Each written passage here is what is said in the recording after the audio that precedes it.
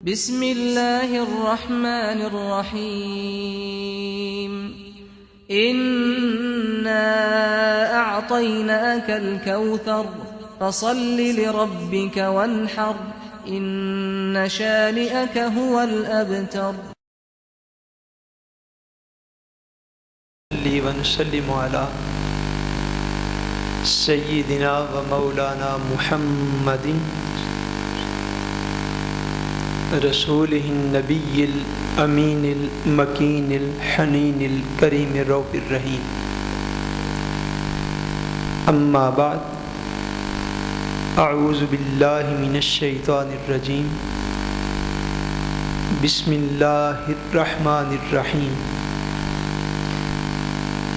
آمن الرسول بما أنزل إليه من ربه والمؤمنون كل آمن بالله وملائكته وكتبه ورسله لا نفرق بين أحد من رسله فقالوا سمعنا وأطعنا غفرانك ربنا وإليك المصير. قال الله تبارك وتعالى في مقام آخر إذ قالت امرأة عمران رب إني نذرت لك ما في بطني محررا فتقبل مني إنك أنت السميع العليم. صدق الله العظيم. إن الله وملائكته يصلون على النبي يا أيها الذين آمنوا صلوا عليه وسلموا تسليما. اللهم صل على سيدنا ومولانا محمد وعلى آله وأصحابه وبارك وسلم. الصلاة والسلام عليك يا رسول الله وعلى آلك وأصحابك يا حبيب الله. الصلاة والسلام عليك يا رسول الله وعلى آلك وأصحابك يا حبيب الله. اس بڑی آواز تھوڑی زیادہ کرو، آواز ہاں تھوڑی زیادہ معمولی سے. اللہ تبارک و تعالی وحدہ لا شریک کا بے پایہ فضل و کرم اور احسان و انعام ہے کہ جس نے باعث تخلیق کائنات رحمت للعالمین شافع روز جزا حضور سیدنا محمد مصطفیٰ صلی اللہ علیہ وآلہ وسلم کے مبارک وسیلہ سے ہم سب کو دولت ایمان عطا فرمائی. اللہ تبارک و تعالی کما حقہ ہمیں اس دولت کی قدر کرنے کی توفیق عطا فرمائے. آمین ثم آمین. اللہ تبارک و تعالی کا کرم ہے کہ جس نے آج الحمدللہ ہمیں انتہائی اہم موضوع پر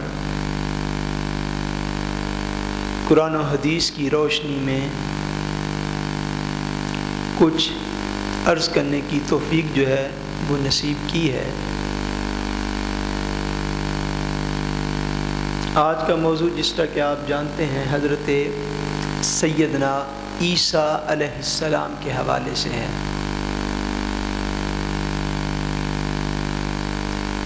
Vi pleier å si Jesus på norsk, og vi pleier å si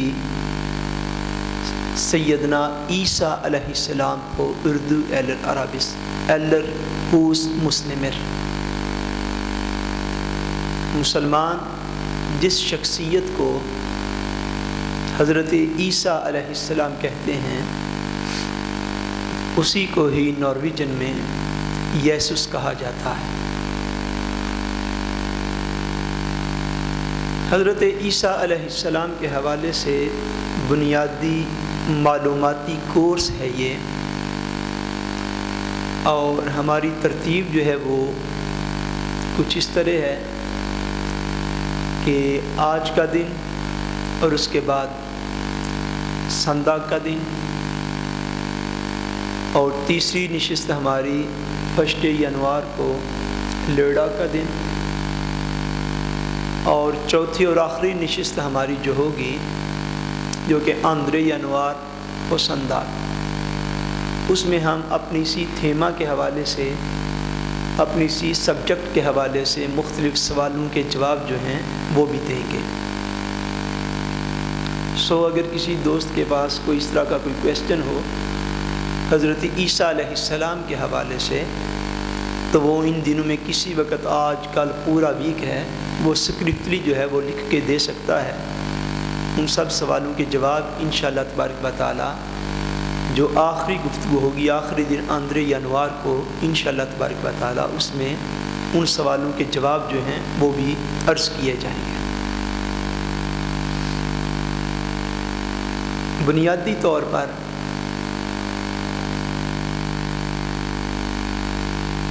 حضرت عیسیٰ علیہ السلام نبی کریم صلی اللہ علیہ وآلہ وسلم کی آمد سے پہلے، آپ کے پیدائش مبارک اور آپ کی دنیا میں تشریف آوری سے پہلے آخری نبی جو اس دنیا پر گزرے ہیں وہ حضرت سیدنا عیسیٰ علیہ السلام ہیں۔ عیسیٰ علیہ السلام کے آسمان پر اٹھائے جانے سے نبی کریم صلی اللہ علیہ وسلم کے میلاد مبارک تک اس درمیان والے پیریڈ میں کوئی بھی نبی روئے زمین پر موجود نہیں تھا،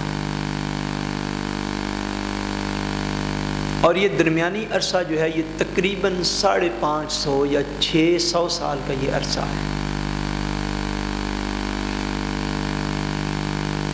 جتنے بھی انبیاء کرام، پروفٹ گزرے ہیں نبی کریم صلی اللہ علیہ وسلم سے پہلے، ان کے متعلق اسلام کا ایک بیسکلی عقیدہ ہے، ایک بنیادی عقیدہ ہے جس کو ہم میں سے ہر چھوٹے بڑے کو سمجھنا چاہیے۔ وہ یہ ہے کہ ہمارا ایمان مسلمانوں کا اتنی دیر تک کمپلیٹ نہیں ہوتا،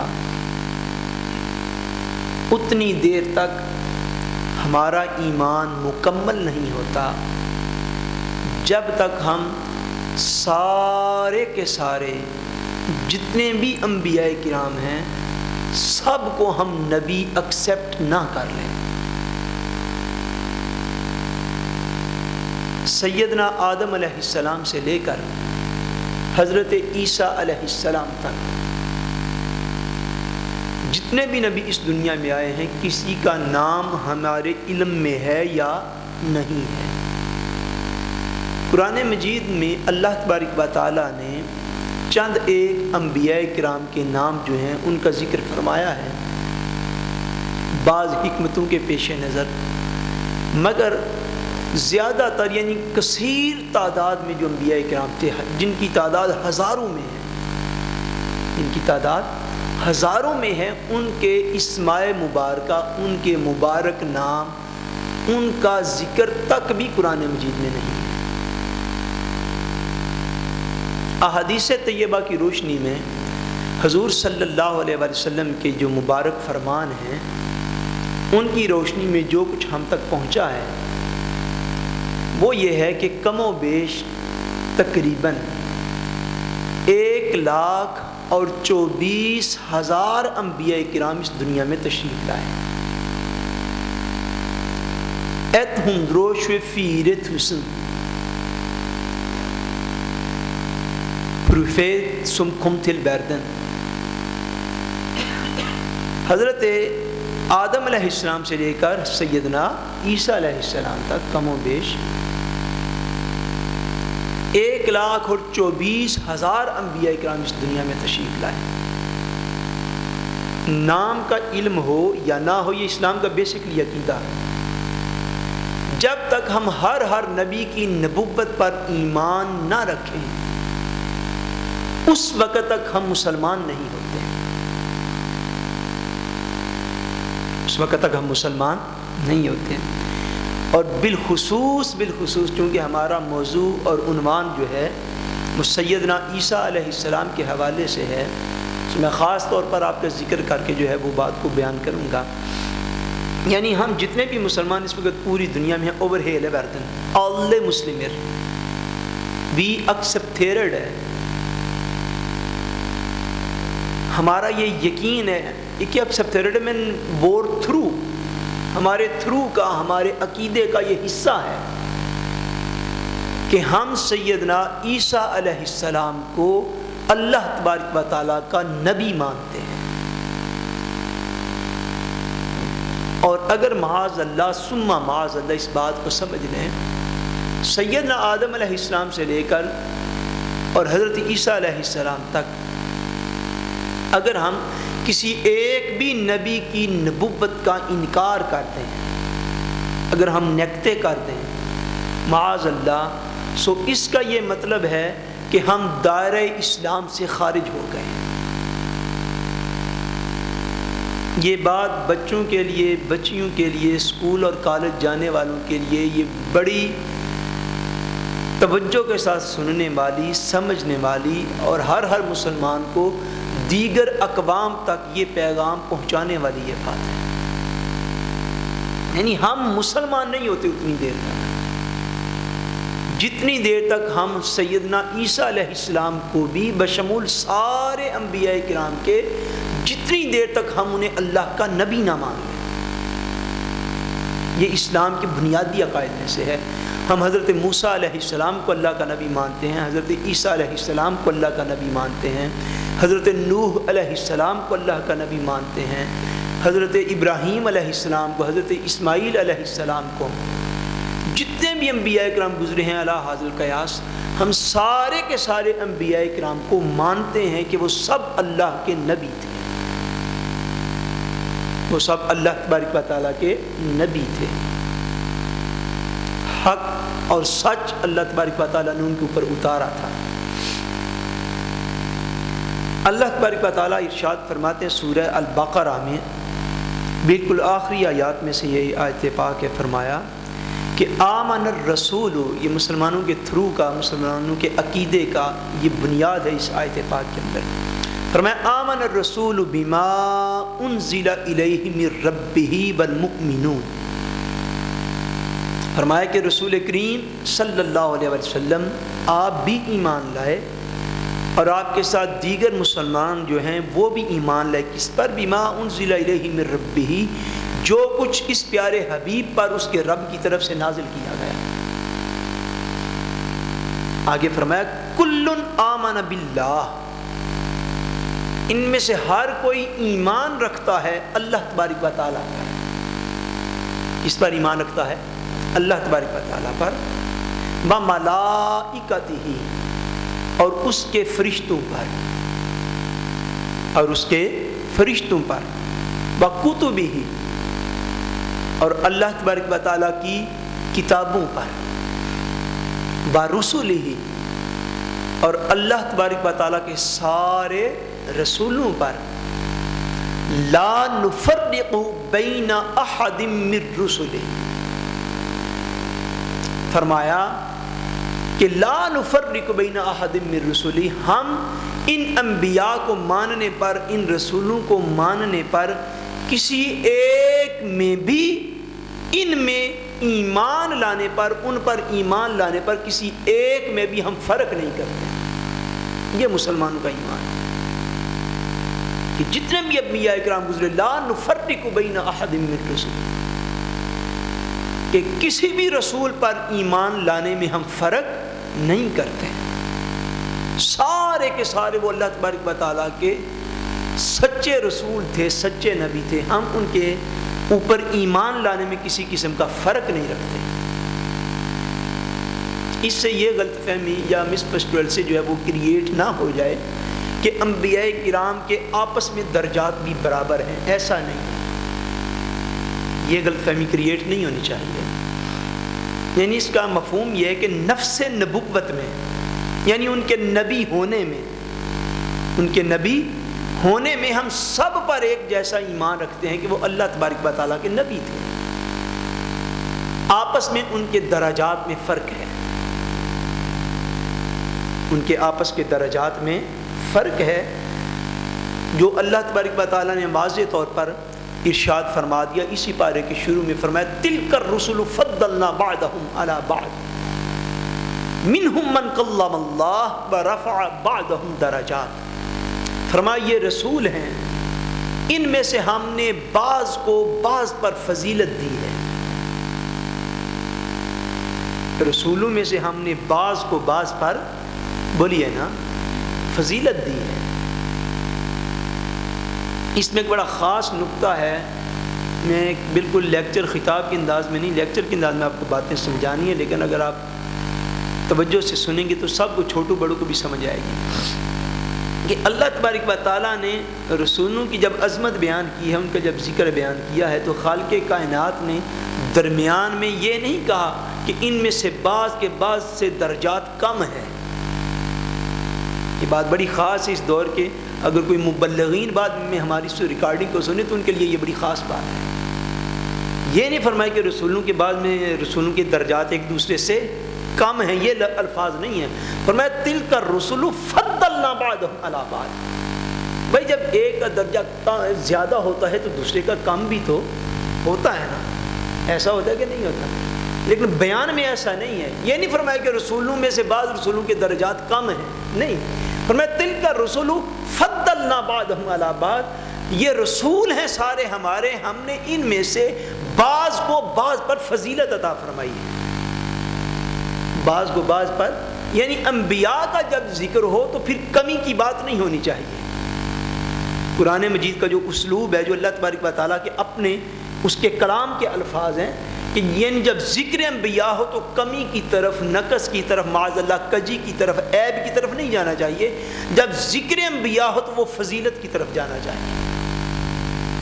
یعنی ہم انبیاء کو مانتے ہیں کہ وہ سارے کے سارے نبی تھے، برحق تھے، سچے تھے، مگر ان میں درجات آپس میں فرق ہیں، درجات کا آپس میں فرق ہے، جو اللہ تبارک و تعالیٰ نے خود بیان فرمایا منہم من کلم اللہ، فرمایا ان میں سے کوئی تو ایسا ہے جس کو اللہ تبارک و تعالیٰ نے اپنے کلام کے شرف سے نوازا ہے، کوئی ایسا ہے جس سے اللہ تبارک و تعالیٰ نے براہ راست کلام کیا ہے، براہ راست گفتگو فرمائی ہے۔ مراد حضرت موسیٰ علیہ السلام، حضرت موسیٰ علیہ السلام میں آپ کو پتہ ہے کہ اللہ تبارک و تعالیٰ کا جو معمول تھا سارے انبیاء کرام کے ساتھ، اللہ تبارک و تعالیٰ ہمیشہ فرشتے کے ذریعے سے اپنا پیغام نبی پر اتارتا تھا۔ کس کے ذریعے سے؟ اسی لیے فرشتوں پر ایمان لانا یہ اسلام کی بنیادی ریکوائرمنٹ ہے کہ اللہ تبارک و تعالیٰ پیغام بھیجنے والا ہے، فرشتہ، ملائکہ، اینجل، وہ اللہ کا پیغام نبی تک پہنچانے والے ہیں، جو پیغام ہے وہ کتاب ہے، جو وصول کرنے والا ہے وہ اللہ کا رسول ہے، جو موتھا کرنے والا ہے وہ اللہ کا رسول ہے۔ اس لیے سارے سلسلے میں سے کسی ایک کا بھی انکار جو ہے بندے کو دائرہ اسلام سے خارج کر دیتا ہے۔ ملائکہ پر بھی ایمان، کیونکہ ملائکہ وحی لے کر آنے والے ہیں، اللہ کا پیغام لے کر آنے والے ہیں۔ اللہ تبارک و تعالیٰ میں عرض کر رہا ہوں کہ اپنا پیغام جو ہے وہ پہنچاتا رہا ہے اپنے انبیاء تک فرشتوں کے ذریعے سے، لیکن ان میں حضرت موسیٰ علیہ السلام اتنے جلیل القدر نبی ہوئے، اتنے جلیل القدر نبی ہوئے کہ اللہ تبارک و تعالیٰ نے ان کے ساتھ براہ راست کلام فرمایا، ان کے ساتھ براہ راست ڈائریکٹ خالق کائنات نے ان سے بات کی اور اپنے کلام کے شرف سے نوازا، اور فرمایا کوئی تو ایسا ہے جس کے ساتھ اللہ تبارک و تعالیٰ کلام کرتا ہے، برفع بعضهم درجات، اور ان میں کوئی ایسا بھی ہے جس کے درجے اس سے بھی زیادہ اللہ تعالیٰ نے بلند فرما دیے، اس سے بھی زیادہ بلند فرما دیے۔ اس سے مراد یہ ہے کہ کوئی تو ایسے تھے ان میں جن سے اللہ تعالیٰ نے براہ راست کلام کیا، اور کوئی ایک محبوب ایسا بھی تھا جس سے کلام بھی کیا اور اس کو دیدار کی لذت بھی عطا فرمائی۔ نبی کریم صلی اللہ علیہ وسلم کا اس میں بیان ہے، وَرَفَعَ بَعْضَهُمْ دَرَجَاتٍ، یعنی میں یہ عرض یہ کر رہا ہوں کہ ہم سارے نبیوں کو مانتے ہیں، نفس نبوت میں، نبی ہونے میں سارے برابر ہیں، نبی ہونے میں سارے برابر ہیں، درجات میں، فضائل میں، کمالات میں۔ وہ اللہ تبارک و تعالیٰ فرماتے ہیں کہ ہم نے ایک کو دوسرے پر فضیلتیں عطا فرمائی، ایک کو دوسرے پر فضیلتیں اور عظمتیں ہم نے عطا فرمائی۔ یہ تو اسلام کا بنیادی عقیدہ ہے انبیاء کرام کے متعلق بشمول حضرت سیدنا عیسیٰ علیہ السلام کے، کہ ہم انہیں الحمدللہ ہمارا ایمان اتنی دیر تک مکمل نہیں ہوتا جب تک ہم حضرت عیسیٰ علیہ السلام کو اللہ کا نبی نہیں مان لیتے۔ اللہ تبارک و تعالیٰ نے قرآن مجید میں بڑی تفصیل کے ساتھ حضرت موسیٰ علیہ السلام کا بھی ذکر کیا ہے، اور بڑی ہی ڈیٹیل میں، بڑی ہی تفصیل میں حضرت سیدنا عیسیٰ علیہ السلام کا بھی ذکر فرمایا ہے۔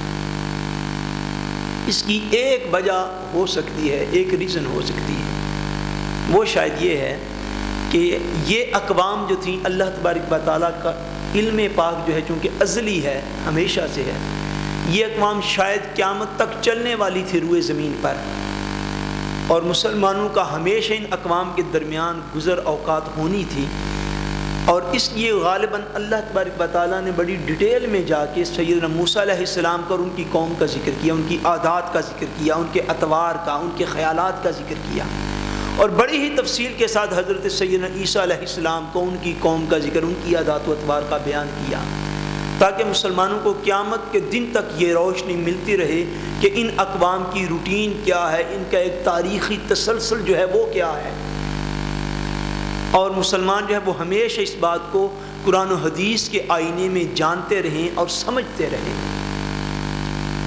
اللہ تبارک و تعالیٰ نے سورہ آل عمران میں تفصیل کے ساتھ، میں نے جو آیت پاک شروع میں تلاوت فرمائی وہاں سے ہم بات کا آغاز کر لیتے ہیں۔ یہ یوں سمجھے آپ کہ حضرت عیسیٰ علیہ السلام کی جو ہسٹری ہے، ایک کہانی ہے، اس کا بیان بھی ہے، اور ساتھ ساتھ قرآن و حدیث کے جو نکات جو ہیں وہ آتے جائیں گے، ساتھ ساتھ ان کا جو بیان جو ہے وہ بھی انشاءاللہ تبارک و تعالیٰ جاری و ساری رہے گا۔ اللہ تبارک و تعالیٰ ارشاد فرماتے ہیں، سلسلے کا آغاز یہاں سے ہوتا ہے۔ خالق کائنات فرماتے ہیں، اذ قالت امرأۃ عمران ربی انی نذرت لک ما فی بطنی محررا۔ اللہ تبارک و تعالیٰ ارشاد فرماتے ہیں کہ یاد کریں اس وقت کو جب عمران کی بیوی نے یہ نظر مانی، منت مان لی۔ کیا نظر اور منت مانی؟ انی نذرت لک ما فی بطنی محررا، کہ اے میرے رب، اے میرے مالک، جو کچھ میرے پیٹ میں ہے میں اس کو تیری رضا کی خاطر آزاد کر دوں گی۔ اب یہاں پہ تھوڑا سا میں تعارف عرض کر دوں کہ یہ عمران کون ہیں اور ان کی وائف جو ہیں وہ کون ہیں۔ یہ واقعہ اللہ تبارک و تعالیٰ نے شروع کیا، سیدنا عیسیٰ علیہ السلام کا واقعہ جو ہے اس کا یہ آغاز ہو رہا ہے۔ سیدنا عیسیٰ علیہ السلام کی والدہ جو ہیں ان کا نام کیا ہے؟ بولیے بولیے نا، حضرت مریم۔ حضرت عیسیٰ کی والدہ کا، آپ کی ماما کا، حضرت عیسیٰ علیہ السلام کی امی جان کا نام کیا ہے؟ بولیے حضرت مریم علیہ السلام۔ ماریا کہتے ہیں انگلش میں، یا غالباً نارویجن میں بھی ماریا ہی بولتے ہیں، اور قرآن پاک کی سپروک میں، قرآن پاک کی زبان میں مسلمانوں کے ہاں ان کا اسم گرامی جو ہے وہ حضرت مریم ہے۔ قرآن مجید میں باقاعدہ طور پر آپ کے نام پر 16ویں پارے میں باقاعدہ ایک سورت بھی ہے جس کا نام سورہ مریم ہے۔ یعنی یہ وہ چیزیں ہیں، اگر آپ ان کو تھوڑا میں ہائی لائٹ کرتا جاؤں تو شاید وقت زیادہ گزر جائے، مجھے وہ سارا تسلسل بھی بیان کرنا ہے۔ غالباً پوری بائبل کے اندر پوری بائبل کے اندر جتنی بھی بیبل جس کو ہم کہتے ہیں، پوری بائبل کے اندر شاید ہی کوئی چیپٹر ہو جو حضور کے نام کا ہو۔ بات سمجھ لیں، اسلام کا ایک کمپریہنسو ہونا اور اسلام کا جامع ہونا اور اسلام کا دنیا کی ساری تہذیبوں کو اپنے اندر سمونا، میں یہ عرض کروں کہ شاید ہی کوئی چیپٹر ہو بائبل کے اندر کہ جس کا عنوان حضور کے نام پر ہو یا حضور کے والدین کریمین کے نام پر ہو۔ یہ بھی اسلام کا ایک اعزاز ہے کہ یہاں پر ہماری صورتوں کے نام بھی حضرت سیدنا عیسیٰ علیہ السلام کی والدہ مطہرہ کے نام پر ہے۔ باقاعدہ سورت کا نام ہے سورہ مریم۔ کیوں ہے؟ اس لیے کہ اسلام اسی سلسلہ نبوت کا اصل تسلسل اسلام ہے۔ بلکہ اس سے بھی آگے چلیں، یہ آل عمران جو سورت ہے، سورہ آل عمران، یہ عمران کون ہے؟ یہ عمران جو ہیں یہ حضرت عیسیٰ علیہ السلام کے نانا جان ہیں۔ حضرت عیسیٰ علیہ السلام کے نانا جان ہے، یہ ان کے نام پر اس سورت کا نام ہے سورہ آل عمران، یعنی عمران کی اولاد، حضرت عمران کی اولاد، ان کے نام پر یہ ساری سورت ہے۔ چونکہ اس میں بڑے تقریباً 80 سے زائد آیتیں ہیں اس سورت کے اندر، جس میں اللہ تبارک و تعالیٰ نے بڑی تفصیل سے سیدنا عیسیٰ علیہ السلام کا ذکر فرمایا ہے، حضرت مریم کا ذکر فرمایا ہے۔ اور چونکہ یہ ساری آل عمران ہے، یہ ساری آل عمران ہے، یعنی حضرت عمران کی اولاد ہیں۔ اور حضرت عمران کون ہے؟ یہ حضرت عیسیٰ علیہ السلام کے، بولیے نا کیا، نانا جان ہے۔ حضرت عیسیٰ علیہ السلام کے نانا جان ہیں، ان کے نام کے ساتھ یہ سورہ جو ہے یہ منسوب کی گئی ہے۔ اب آپ کو آیت کریمہ کی یقیناً سمجھ آ جائے گی۔ فرمایا اذ قالت امرأۃ عمران، جب عمران کی بیوی نے یہ نظر مان لی، یہ منت مان لی۔ اب عمران کی بیوی کون ہوئی؟ حضرت عیسیٰ علیہ السلام کی نانی جان، حضرت عیسیٰ علیہ السلام کی نانی جان۔ یہ اللہ تبارک و تعالیٰ ذکر اب فرما رہا ہے حضرت مریم علیہ السلام کی پیدائش کا، آپ کے میلاد کا یہ ذکر ہے۔ اور بات کو کہاں سے شروع کر رہا ہے؟ یہ بڑی محبت والا ایک نقطہ ہے، بڑی محبت والا، کہ ذکر اللہ تبارک و تعالیٰ نے جو مقصود ہے خالق کائنات کا ذکر، اصل میں مقصد ہے حضرت عیسیٰ علیہ السلام کا ذکر کرنا۔ مقصد کیا ہے؟ بولیے، حضرت عیسیٰ علیہ السلام کا ذکر کر کے سنانا۔ بات جو عیسیٰ علیہ السلام کی اللہ تبارک و تعالیٰ نے فرمانی تھی، تو اللہ تبارک و تعالیٰ براہ راست عیسیٰ علیہ السلام کی بات سے بات کو شروع نہیں کر رہا۔ ذکر مقصود کس کا ہے؟ بولیے، حضرت عیسیٰ علیہ السلام کا۔ اور بات کو اللہ تبارک و تعالیٰ شروع کر رہا ہے حضرت عیسیٰ علیہ السلام کی نانی جان سے جا کر۔ بات کو کہاں سے شروع کر رہا ہے؟ عیسیٰ علیہ السلام کی نانی جان سے۔ پہلے والدہ محترمہ کا ذکر بھی نہیں، والدہ محترمہ کی بھی جو والدہ محترمہ ہیں، حضرت عیسیٰ علیہ السلام کی نانی جان سے جا کے ذکر فرماتا ہے۔ اس سے یہ اشارہ ہمیں ملتا ہے کہ اللہ تبارک و تعالیٰ انبیاء کرام کے جو والدین ہوتے ہیں ان سے خالق کائنات کتنی محبت فرماتا ہے۔ اور جب عیسیٰ علیہ السلام کے جو آبا ہیں، عیسیٰ علیہ السلام کی والدہ ہیں، پھر ان کی والدہ ہیں، جب ان کی نانی جان سے، ان کے اس سلسلہ آبا سے اللہ تبارک و تعالیٰ اتنا پیار کرتا ہے، تو مصطفیٰ کریم کے سلسلہ آبا سے اللہ پاک کو کتنا پیار ہوگا۔ یعنی ذکر مقصود حضرت عیسیٰ کا ہے، مگر بات شروع کی جا رہی ہے حضرت عیسیٰ کی نانی جان سے۔ بات حضرت عیسیٰ کی نانی جان سے شروع کی جا رہی ہے۔ اذ قالت امرأۃ عمران رب انی نذرت لک ما فی بطنی محررا۔ فرمایا کہ جو عمران کی بیوی ہیں، یعنی حضرت عیسیٰ کی نانی جان جو ہیں، انہوں نے یہ منت مان لی، انہوں نے یہ نظر مان لی۔ کیا نظر مانی؟ کہ یا اللہ، جو کچھ میرے شکم میں ہے، جو کچھ میرے پیٹ میں ہے، میں اس کو تیری رضا کی خاطر آزاد کر دوں گی، تیری رضا کی خاطر آزاد کر دوں گی۔ فتقبل منی، پس تو اس کو میری طرف سے قبول فرما لے۔ یہ انہوں نے منت مانی۔ اب نظر ماننا اور منت ماننا یہ اللہ تبارک و تعالیٰ کی عبادات میں سے ایک عبادت ہے۔ نظر اور منت ماننا اللہ تعالیٰ کی عبادات میں سے ایک عبادت ہے۔ مختصر اگر میں اس وقت عرض کروں تو وہ یہ ہے کہ نظر اور منت ایک ایسی چیز ہے کہ جو بندہ کسی عبادت کو خود اپنے اوپر واجب کر لیتا ہے، بندہ اس عبادت کو اپنے اوپر خود واجب کر لیتا ہے، شریعت میں وہ پہلے سے واجب نہیں ہوتی۔ کہ میں مختصر ساتھ ساتھ مفہوم بھی عرض کرتا چلا جاؤں تاکہ آپ بات کو سمجھ لیں۔ یعنی آپ مثال یوں سمجھ لیں کہ آپ فرض نمازوں کی نظر اور منت نہیں مان سکتے، فرض نمازوں کی نظر اور منت نہیں مان سکتے۔ آپ یہ نہیں منت مان سکتے یا اللہ میرا فلاں کام ہو گیا تو میں ظہر کی نماز پڑھوں گا،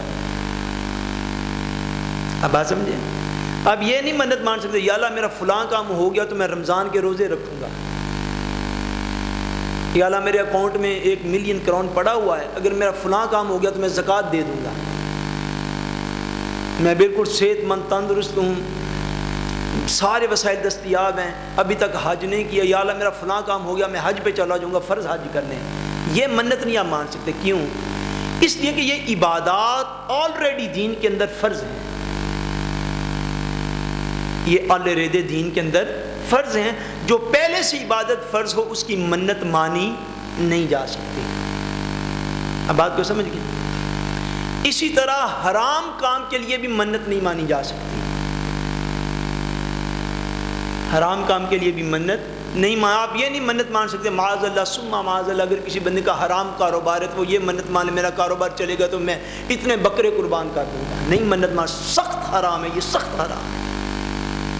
اچھا پھر منت مان کس چیز کی سکتے ہیں؟ منت کس چیز کی آپ مان سکتے ہیں کہ کوئی جائز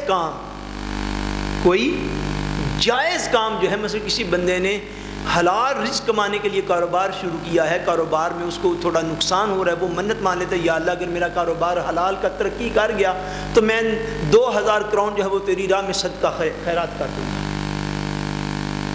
ایسا جائز کام جو پہلے سے شریعت میں واجب نہ ہو، اس کو بندہ از خود اللہ تبارک و تعالیٰ سے، یہ ڈائریکٹ ابتالے ہے بندے کا، یہ ڈائریکٹ کانٹریکٹ ہے کہ یا اللہ اگر میرا فلاں کام ہو گیا تو میں اتنے نفلی روزے رکھوں گا، میرا یہ کام ہو گیا میں اتنے جو ہے وہ بندوں کو کھانا کھلا دوں گا، میرا یہ کام ہو گیا میں فلاں کر لوں گا، میں فلاں کر لوں گا۔ یعنی ایسی عبادت جو دین کے اندر پہلے سے واجب نہ ہو اس کی نظر اور منت جو ہے اس کو از خود اپنے لیے واجب کر لینا، اور جب وہ مکمل ہو جائے تو اس کے بعد اس نظر کا منت کا پورا کرنا موہ ہوتا ہے، بندہ پورا نہ کرے تو گناہ گار ٹھہرتا ہے۔ اب یہ منت بڑی عجیب ہے، آپ قرآن مجید کی گہرائی میں ذرا اس بات کو جانیں اور سمجھیں انسانی جذبات کے ساتھ، تو یہ منت بڑی عجیب ہے۔ منت یہ ہے کہ یا اللہ میرے ہاں جو بھی اولاد ہونے والی ہے، جو بھی اولاد میرے ہاں ہونے والی ہے، میں اس اولاد کو تیری خاطر وقف کر دوں گی۔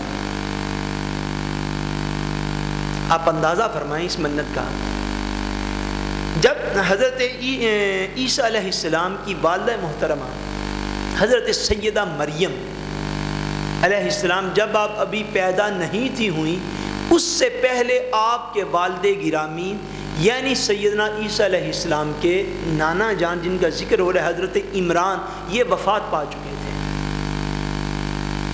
حضرت عمران وفات پا چکے تھے۔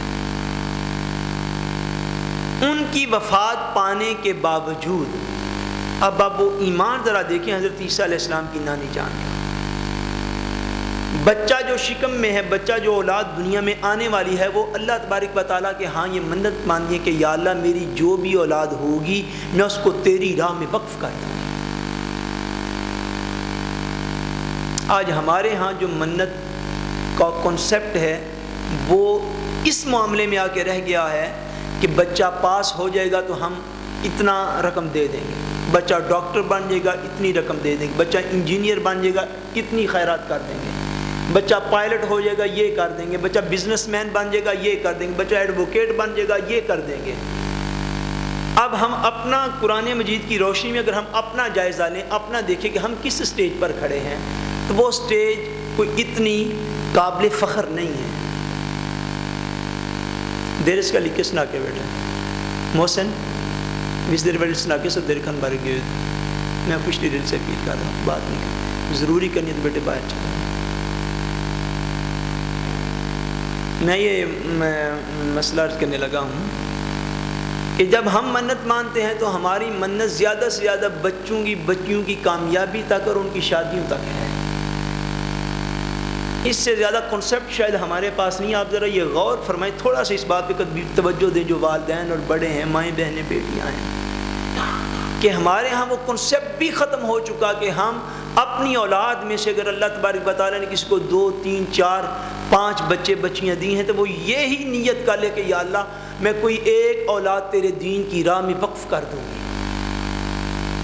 کوئی باپ ہی یہ نیت کر لے, ایسا کنسپٹ ہمارے پاس موجود نہیں ہے. بدقسمتی ہم نے کل لگتا یوں ہے, یعنی ہمارا ایمان تو صاف ظاہر ایسا نہیں ہے, پر لگتا یوں ہے کہ ہم نے سارا کچھ اس دنیا کی زندگی کو سمجھ لیا ہے. لگتا کچھ ایسے ہی ہے.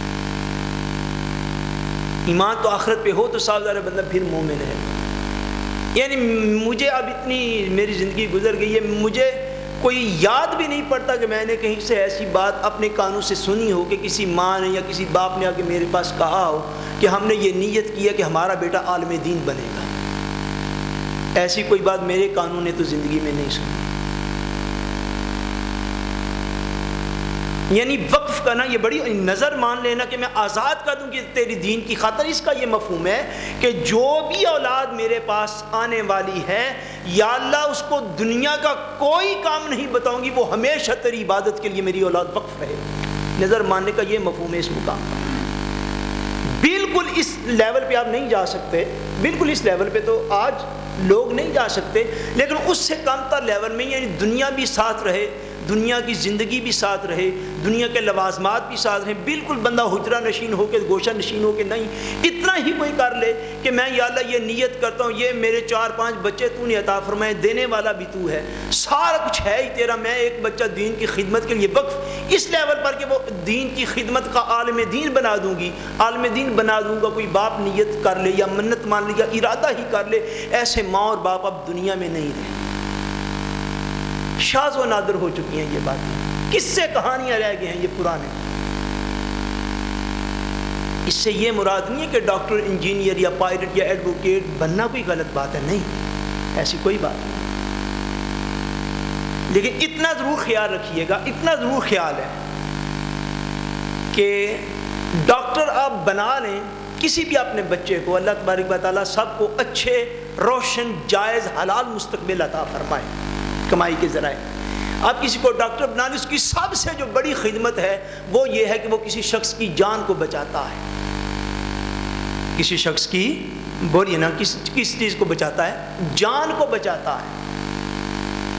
پائلٹ آپ کر لیں, کسی کا بیٹا بیٹی بن جائے اللہ کرے, وہ سب سے اس کی بڑی خدمت یہ ہے کہ لوگوں کو ایک جگہ سے دوسری جگہ پہ پہنچاتا ہے ٹیکسی ڈرائیوروں والا کام ہی, لیکن چونکہ فضا میں اس لیے پائلٹ کہلاتا ہے. اچھا, اس کے بعد آپ دیکھ لیں اگر کسی کا بچہ جو ہے وہ ایڈوکیٹ بن گیا, زیادہ سے زیادہ اگر وہ بڑا عدل انصاف کرنے والا ہو اپنی طبیعت کے اندر, تو کسی مظلوم کی کوئی جان چھڑا دے گا. یہ ساری چیزیں میں آپ کو کمپیریزن بس کر کے 2 جملوں میں دے دیتا ہوں. یعنی ایڈوکیٹ ہو یا ڈاکٹر ہو یا پائلٹ ہو, وہ زیادہ سے زیادہ انسانی جان کی حفاظت کرتا ہے. میں فضیلت بتانے لگا ہوں, میری مائیں بہنیں بیٹیاں ضرور غور فرمائیں, باپ بیٹے بھائی بھی غور کریں کہ وہ جو ساری چیزیں ہیں وہ بچوں کی, انسانوں کی, انسانیت کی خدمت ہے, یقیناً کار ثواب ہے, لیکن اس کا سارا کرائٹیریا جو ہے وہ ٹوٹل یہ ہے کہ انسان کی جان بچ جائے, انسان کی جان بچ جائے. چیزیں ہیں 2 زندگی میں, ایک جان ہوتی ہے, دوسرا ایمان ہوتا ہے. اگر کوئی بچہ, کوئی بندہ اپنی اولاد میں سے بچے یا بچی کو علم دین کی طرف راغب کرتا ہے تو یاد رکھ لیں عالم دین وہ ہوتا ہے جو لوگوں کی جان نہیں, لوگوں کے ایمان بچاتا ہے, لوگوں کے ایمان بچاتا ہے. اور جان افضل کے ایمان افضل, بولیے ایمان افضل ہے.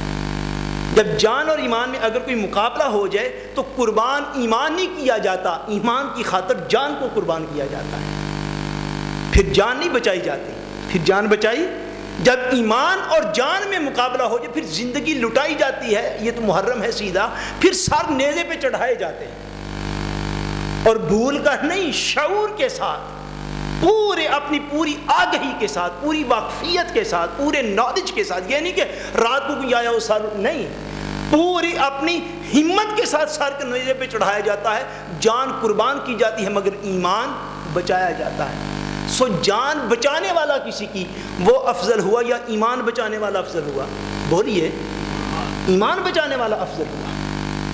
لیکن اس فضیلت کی طرف آج بدقسمتی سے ہم مسلمان جانے کے لیے تیار نہیں ہیں۔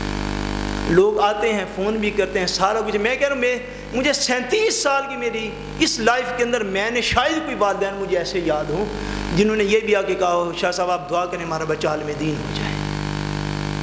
یہ ہمارے کنسیپٹ نہیں ہے۔ یہ ہم مراکز بے شک بڑے بڑے بناتے ہیں، عالی شان بلڈنگیں بناتے ہیں، وہ سارا کچھ الگ بات ہے، لیکن ہماری ڈگر جو ہے وہ فائل ہو چکی ہے، ہماری سوچ کا انداز بدل گیا۔ جب سوچ بدل گئی تو اوپر سے بندہ جو جبہ پہن لے یا پینٹ شرٹ پہن لے اسے کیا فرق پڑے گا؟ سوچ کا انداز ہی جب بدل گیا۔ سیدنا عیسیٰ علیہ السلام کی نانی جان نے یہ منت مان لی کہ یا اللہ جو اولاد میرے ہاں ہوگی میں اسے تیرے دین کی خاطر وقف کر دوں گی، آزاد کر دوں گی، اپنا کوئی کام نہیں لوں گی۔ وہ بھی سچویشن ذرا دیکھیں کہ آپ کے شوہر جو ہیں حضرت عمران وہ وصال کر چکے ہیں، بچہ بھی دنیا میں آنے والا ہے، اور آپ کو آخر اپنے بڑھاپے کا بھی خیال ہوگا کہ یا اللہ کو بچہ ہوگا میری بھی خدمت کرے گا، کوئی باہر سے کما کے لائے گا، میں گھر بیٹھوں گی۔ وہ ساری چیزیں ایک طرف رکھ دیں، عرض کی یا اللہ جو کچھ تو مجھے عطا فرمائے گا وہ تیری دین کی خدمت کی خاطر میں اس کو آزاد کروں گی، بس اتنی میری دعا ہے، اتنی التجا ہے، فتقبل منی، یا اللہ اس کو قبول کر لینا اپنی بارگاہ میں۔ انک انت السمیع العلیم، بے شک تو سننے والا جاننے والا ہے۔ اللہ تبارک و تعالی ارشاد فرماتے ہیں، اب یہ اس دور کا جو تقاضا تھا، اس دور کا تقاضا یہ تھا کہ بیت المقدس کی خدمت کے لیے مسجد اقصیٰ، یہ جو فلسطین میں ہے بیت المقدس، اس کی خدمت کے لیے لڑکے اور مرد جو ہیں وہ وہاں پر جایا کرتے تھے۔ لڑکے اور مرد اس مسجد کی خدمت کے لیے جایا کرتے تھے، مقرر ہوتے تھے، وقف بھی ہوتے تھے، لوگ دن رات خدمت کرتے، مسجد کی صفائیاں کرتے، مسجد میں جھاڑو ڈالتے، سارا کچھ کرتے، اہتمام ہوتا لوگوں کو تاکہ کوئی تکلیف نہ ہو نمازیوں کو آنے کے لیے۔ ہمارے مراکز کی طرح نہیں، گاؤں کے اندر تھوڑا سا کوئی پیپر پڑا ہوا دیکھا تو امام صاحب کو فون کر دیا، کہا صفائی نہیں تھی ٹھیک ہوئی، خود اٹھاتے، خود کام کرتے، وقف ہوتے لوگ خدمتوں کے لیے۔ آپ کو یہ خیال مبارک ہوگا حضرت عمران کی زوجہ محترمہ کا اور حضرت عیسیٰ علیہ السلام کی نانی جان کا، یہ خیال مبارک تو یقیناً ہوگا، چونکہ اس دور میں روٹین یہی تھی، یعنی معمول یہی تھا کہ لڑکے اور مرد جو ہیں وہ مسجد کی خدمت کے لیے وقف ہوتے تھے۔ آپ کا خیال تو ہوگا کہ اللہ تبارک و تعالیٰ مجھے بیٹا عطا فرمائے گا تو میں اس کو وقف کر دوں گی۔ اللہ تبارک و تعالیٰ فرماتے ہیں جب وہ وقت آیا فلما وضعتها قالت رب انی وضعتها انثی، اللہ تبارک و تعالیٰ ارشاد فرماتے ہیں کہ جب ہماری حکمت کاملہ نے یہ منظر دکھایا کہ جب ان کے ہاں اولاد ہوئی تو بجائے بیٹا پیدا ہونے کے اللہ تبارک و تعالیٰ نے انہیں بیٹی عطا فرمائی، اللہ پاک نے انہیں بیٹی عطا فرما دی۔ اللہ پاک خود فرماتے واللہ اعلم بما وضعت، اللہ تعالیٰ خوب جانتا ہے کہ اس کے ہاں کیا پیدا ہوا۔ وَلَيْسَ الذَّكَرُ كَالْأُنثَىٰ، اللہ تبارک و تعالیٰ فرماتے ہیں کہ یہ جیسی بیٹی ہم نے حضرت عمران کی عطا فرمائی، حضرت عمران کی بیوی کو عطا فرمائی، وہ بیٹی جو تھی ہم اس کو اگر بیٹا بھی دے دیتے تو وہ بیٹا اس بیٹی کی شان جیسا نہ ہوتا۔ وہ بیٹا جو ہے اگر دیتے تو وہ بیٹا بھی اس بیٹی کی شان جیسا نہ ہوتا، کہ اس عورت کی کیا شان ہوگی، اس عورت کی کیا شان ہوگی جو کل کو ایک نبی کی ماں بننے والی ہے۔ کتنی عظیم ہے وہ عورت جو ایک نبی کی ماں بننے والی ہے۔ فرمایا کہ وَلَيْسَ الذَّكَرُ كَالْأُنثَىٰ، اس بیٹی جیسا، اس عورت جیسا اس لڑکے جیسا بیٹا بھی کبھی نہ ہوتا. اللہ تبارک و تعالیٰ نے انہیں بیٹی عطا فرمائی. ایک مقام پر قرآن مجید میں آتا ہے، یہ ہمارے ہاں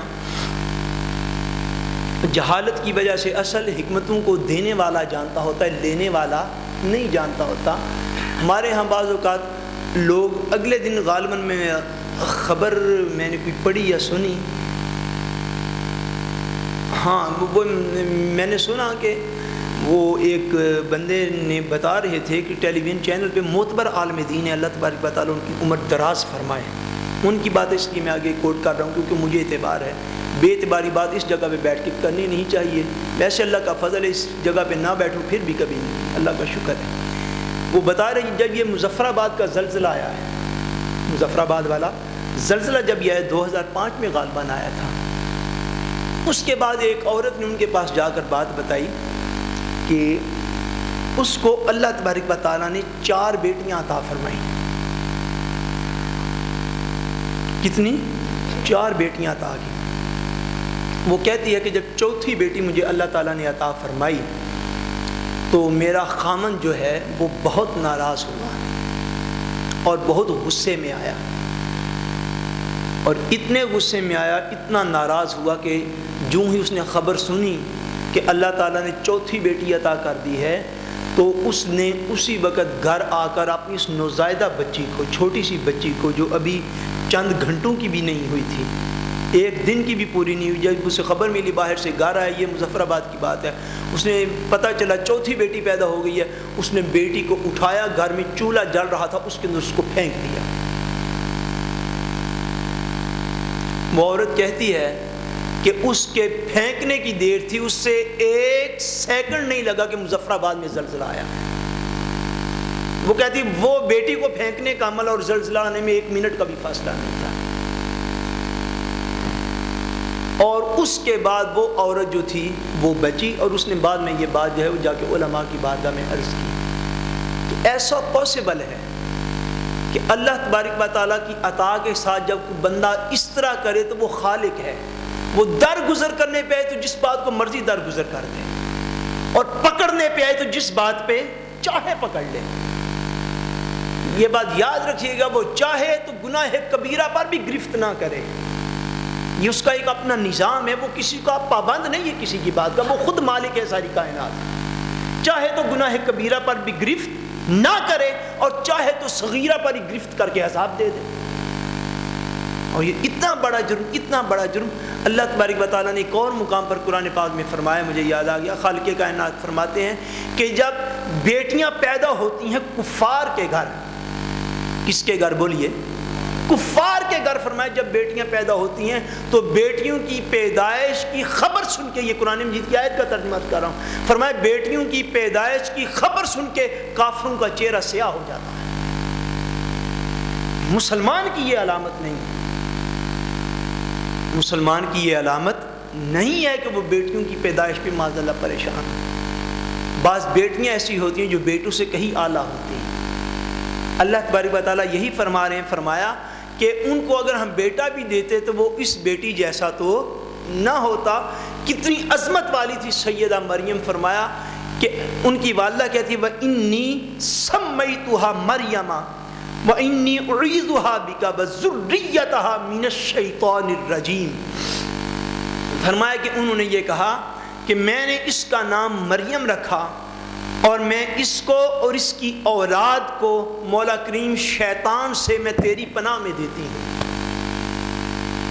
حضرت مریم کو بھی اور حضرت مریم کی اولاد کو بھی میں شیطان مردود کے شر سے تیری پناہ میں دیتی ہوں. یا اللہ، یہ والدین کے مانگنے والی دعائیں یہ ہیں، آپ توجہ فرمائیں بس، کہ اولاد کے یہ دعا مانگی، یا اللہ میری یہ اولاد شیطان کے راستے پر نہ چل نکلے، یہ تیرے راستے پر رہے. اولاد کے لیے یہ کچھ مانگنا چاہیے. دنیا کے اسباب تو خدا نے مومن کافر سب کو دے رکھے ہیں، وہ بھی مانگنے چاہیے، یہ نہیں کہ نہیں مانگنے چاہیے، لیکن جو اعلیٰ چیز ہو بیان اس کا ہونا چاہیے. فرمایا کہ یا اللہ اس کو، میری بیٹی کو بھی شیطان کے شر سے محفوظ رکھنا، اور اس کی آگے جو اولاد ہو اس کو بھی شیطان کے شر سے محفوظ رکھنا. تب حضرت عیسیٰ علیہ السلام کی والدہ جو ہیں حضرت مریم علیہ السلام یہ پیدا ہوئی. اور مریم کا معنی آپ کو پتہ ہے کیا ہوتا ہے؟ مریم کا معنی ہوتا ہے عبادت گزار. کیا معنی؟ بہت زیادہ عبادت کرنے والی. چونکہ انہوں نے پہلے سے ہی یہ منت مانی ہوئی تھی کہ جو بھی اولاد پیدا ہوگی اس کو اللہ کریم کی راہ میں عبادت کے لیے وقف کر دوں گی.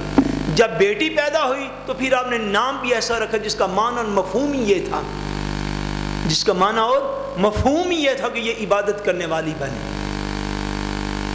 ناموں کے سلسلے میں بھی ہم بڑا اپ ڈاؤن کا شکار ہیں.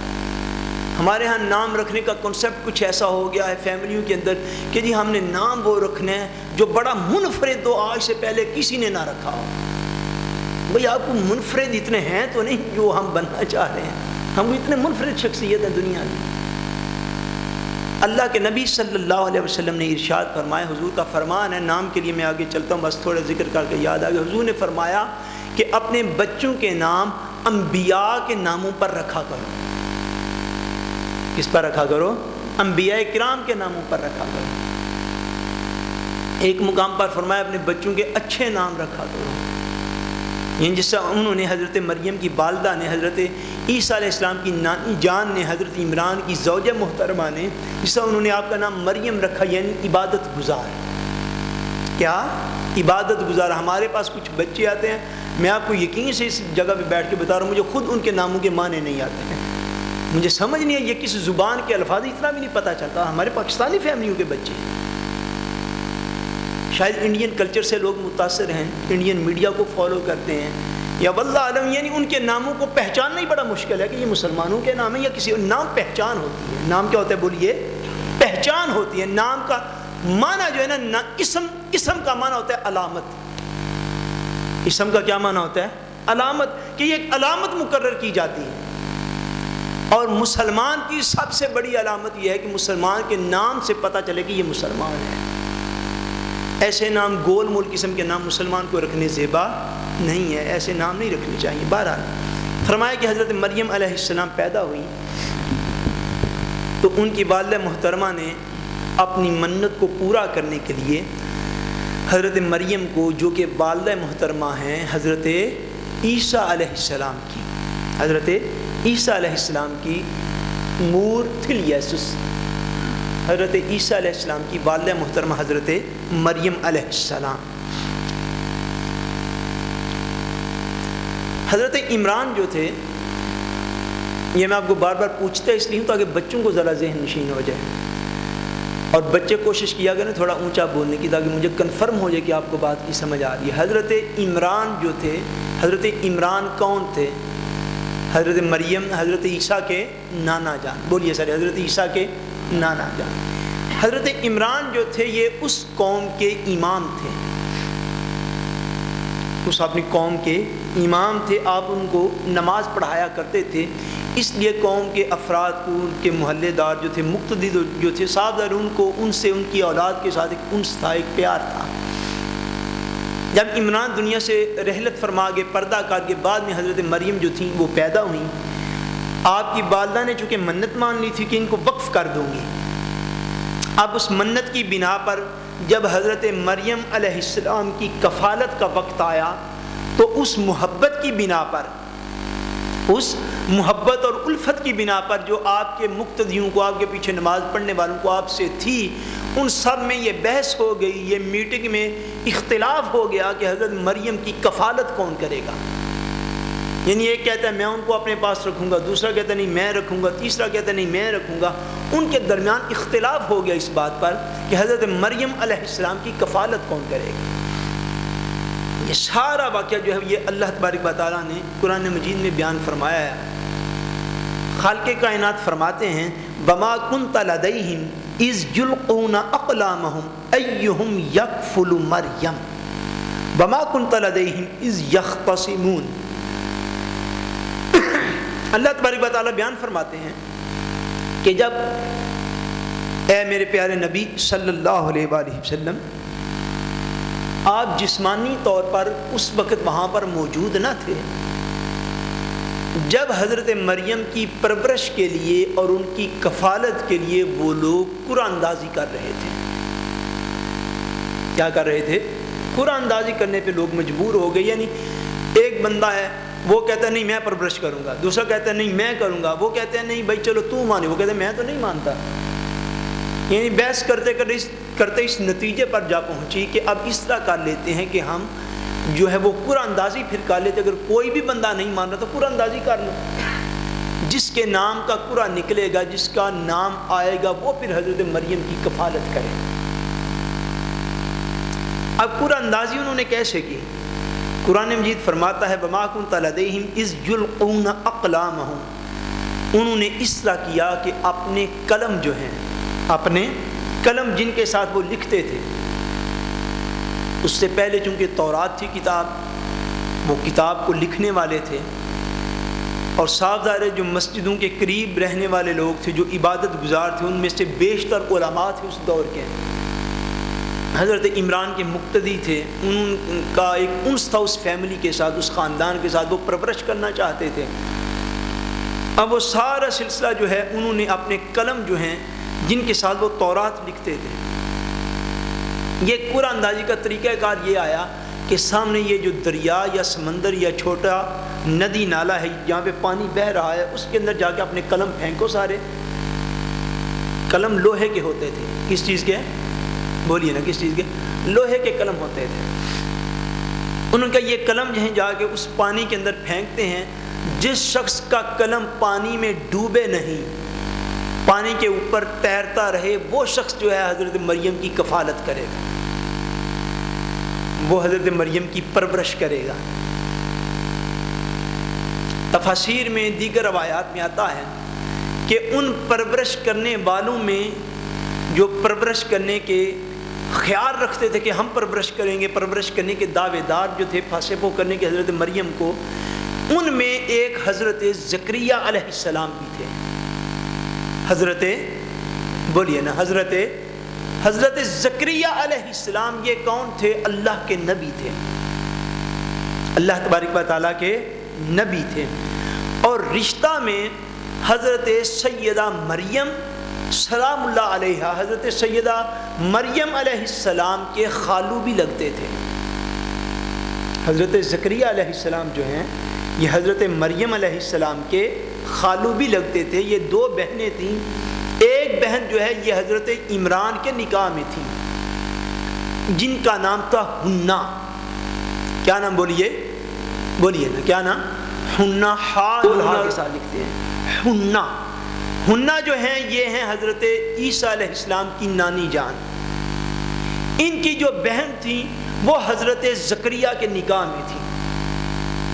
ایک بہن حضرت عمران کے نکاح میں اور دوسری بہن حضرت زکریا کے نکاح میں. اس اعتبار سے حضرت زکریا علیہ السلام جو تھے وہ حضرت مریم کے خالو بھی لگتے تھے. اب آپ بات کو سمجھ گئے؟ حضرت مریم کے خالو بھی لگتے تھے اور اللہ کے برگزیدہ نبی بھی تھے اس دور میں. حضرت زکریا علیہ السلام جو ہیں وہ بھی اس معاملہ میں پیش تھے کہ چونکہ مریم کے ساتھ میرا ایک تعلق جو ہے وہ رشتہ داری اور خاندان کا بھی ہے، اور ان کی خالہ جو ہیں وہ آلریڈی میرے نکاح میں ہیں، اور والدہ جو ہے انہوں نے انہیں آزاد کر دیا ہے، وقف کر دیا ہے بیت المقدس کے لیے. ان کے والد کا سایہ پہلے سر پر موجود نہیں، تو مریم جو ہے وہ میرے پاس رہے، میں اس کی پرورش کروں گا، میں اس کی کفالت کروں گا. مگر دیگر لوگ جو ہیں وہ بھی اپنے اپنے دلائل صاف ظاہر دیتے ہوں گے. انہوں نے نہ مانا. بات جو تھی وہ قرآن اندازی تک جا پہنچی کہ قرآن اندازی کی جائے، کہ قرآن اندازی کے بعد دیکھیں کس کے نام وہ قرآن نکلتا ہے. حضرت مریم علیہ السلام کی پرورش کرنے کے لیے جب قرآن اندازی ہوئی تو تفاسیر کی کتابوں میں آیا ہے کہ سب نے اپنے اپنے وہ جو قلم تھے وہ اس پانی کے اندر جو وہاں پر بہتا تھا، اس کے بہتے ہوئے پانی کے اندر اپنے اپنے قلم ڈالے. سب کے قلم کسی کا بہہ گیا، کسی کا ڈوب گیا. سیدنا زکریا علیہ السلام کا قلم جو ہے پانی میں نیزے کی طرح یوں کھڑا ہو گیا، پانی میں یوں نیزے کی طرح گڑ گیا. علماء تفسیر نے لکھا ہے وہ بالکل اپنی جگہ پہ یوں سٹینڈ ہو گیا. سب کو سمجھ آ گئی کہ اللہ تبارک و تعالیٰ کی رضا اس میں ہے کہ حضرت مریم علیہ السلام کو حضرت زکریا علیہ السلام کی کفالت میں دے دیا جائے، آپ کی کفالت میں دے دیا جائے. حضرت سیدنا زکریا علیہ السلام نے حضرت مریم کی کفالت جو ہے وہ شروع کی۔ حضرت مریم علیہ السلام کے متعلق آپ کی اللہ تبارک و تعالیٰ خود ارشاد فرماتے ہیں، کیا ہوا کہ فتقبلها ربها بقبول حسن وانبتها نباتا حسنا وکفلها زکریا۔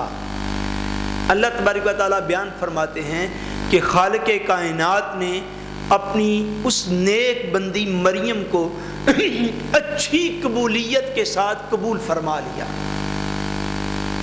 وہ جو انہوں نے منت مانی تھی، حضرت مریم کی والدہ نے جو منت مانی تھی، اس منت کے جواب میں جو انہوں نے کہا تھا کہ یا اللہ فتقبل منی، تو مجھ سے قبول کر لے، بس خالق کائنات اس کا جواب اتارتے فرمایا فتقبلها ربها، بس انہوں نے قبولیت کی درخواست کی تو ہم نے قبول کر لیا۔ اور کس طرح قبول کیا؟ بقبول حسن، ہم نے بڑے اعلیٰ انداز سے اس کو قبول فرما لیا۔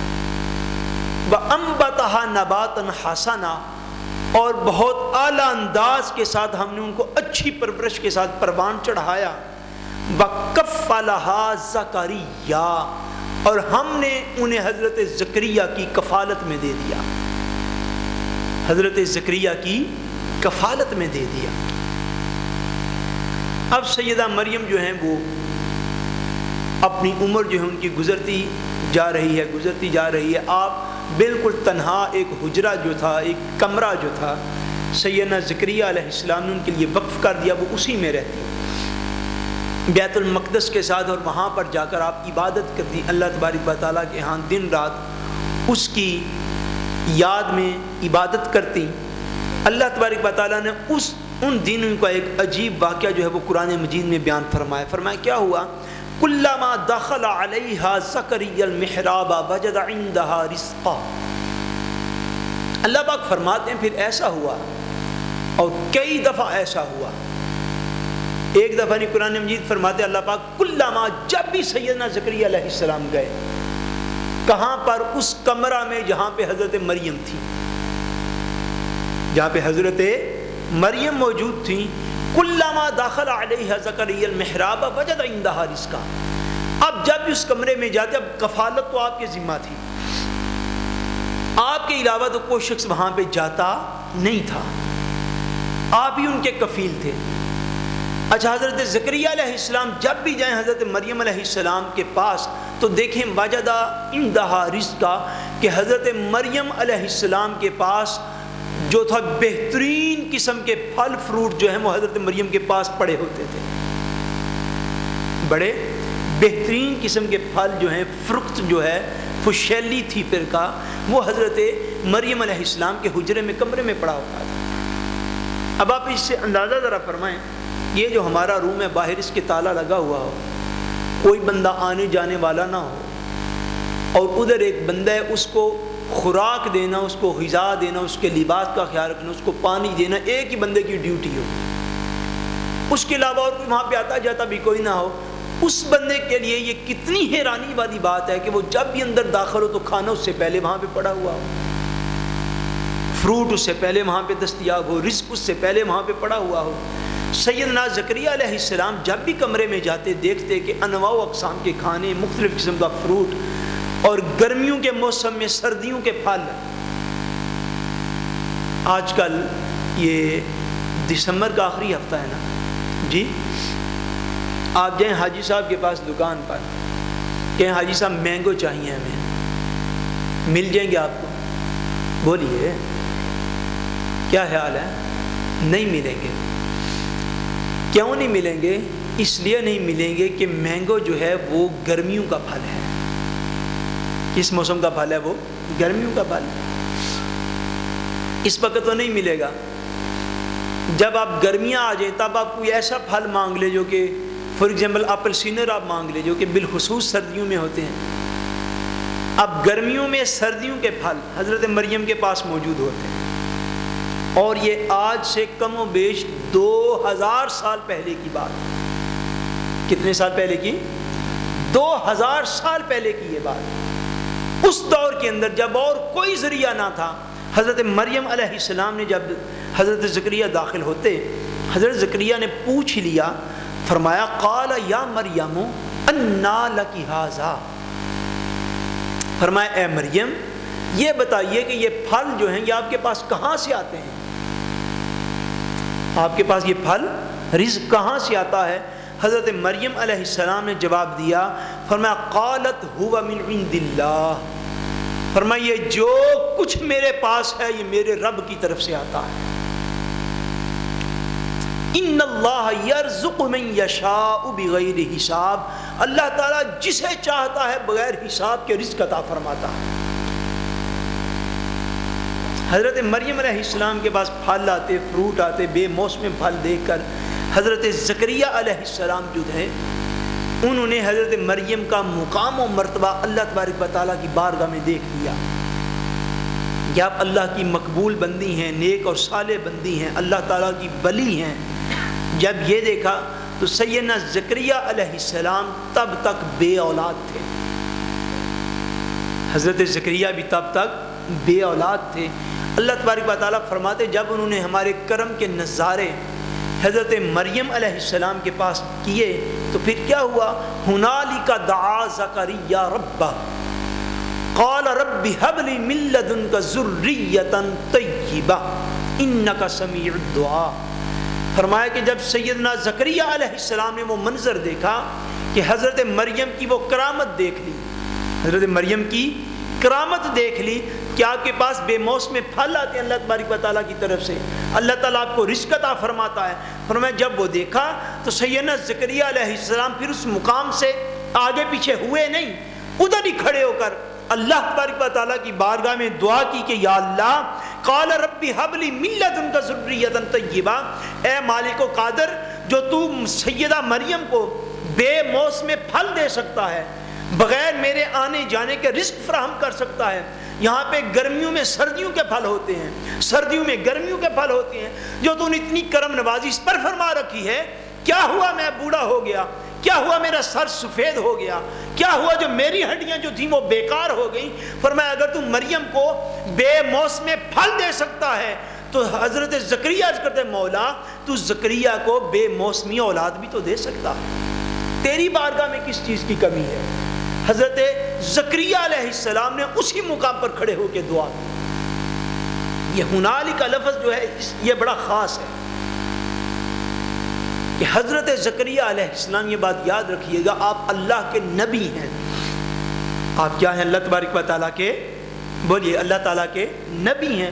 اور حضرت مریم علیہ السلام کیا ہیں؟ اللہ تعالیٰ کی ولی ہیں، اللہ تعالیٰ کی ولی ہیں۔ اور نبی اور ولی کے مقامات میں آپس میں زمین آسمان کا فرق ہوتا ہے۔ نبی کریم صلی اللہ علیہ وسلم سے پہلے جتنے بھی انبیاء ہیں وہ سارے مرد ہوئے، وہ سارے مرد ہیں۔ اللہ تبارک و تعالیٰ کا واضح فیصلہ ہے قرآن مجید میں کہ اللہ تبارک و تعالیٰ نے صرف مردوں کو نبی بنا کر بھیجا۔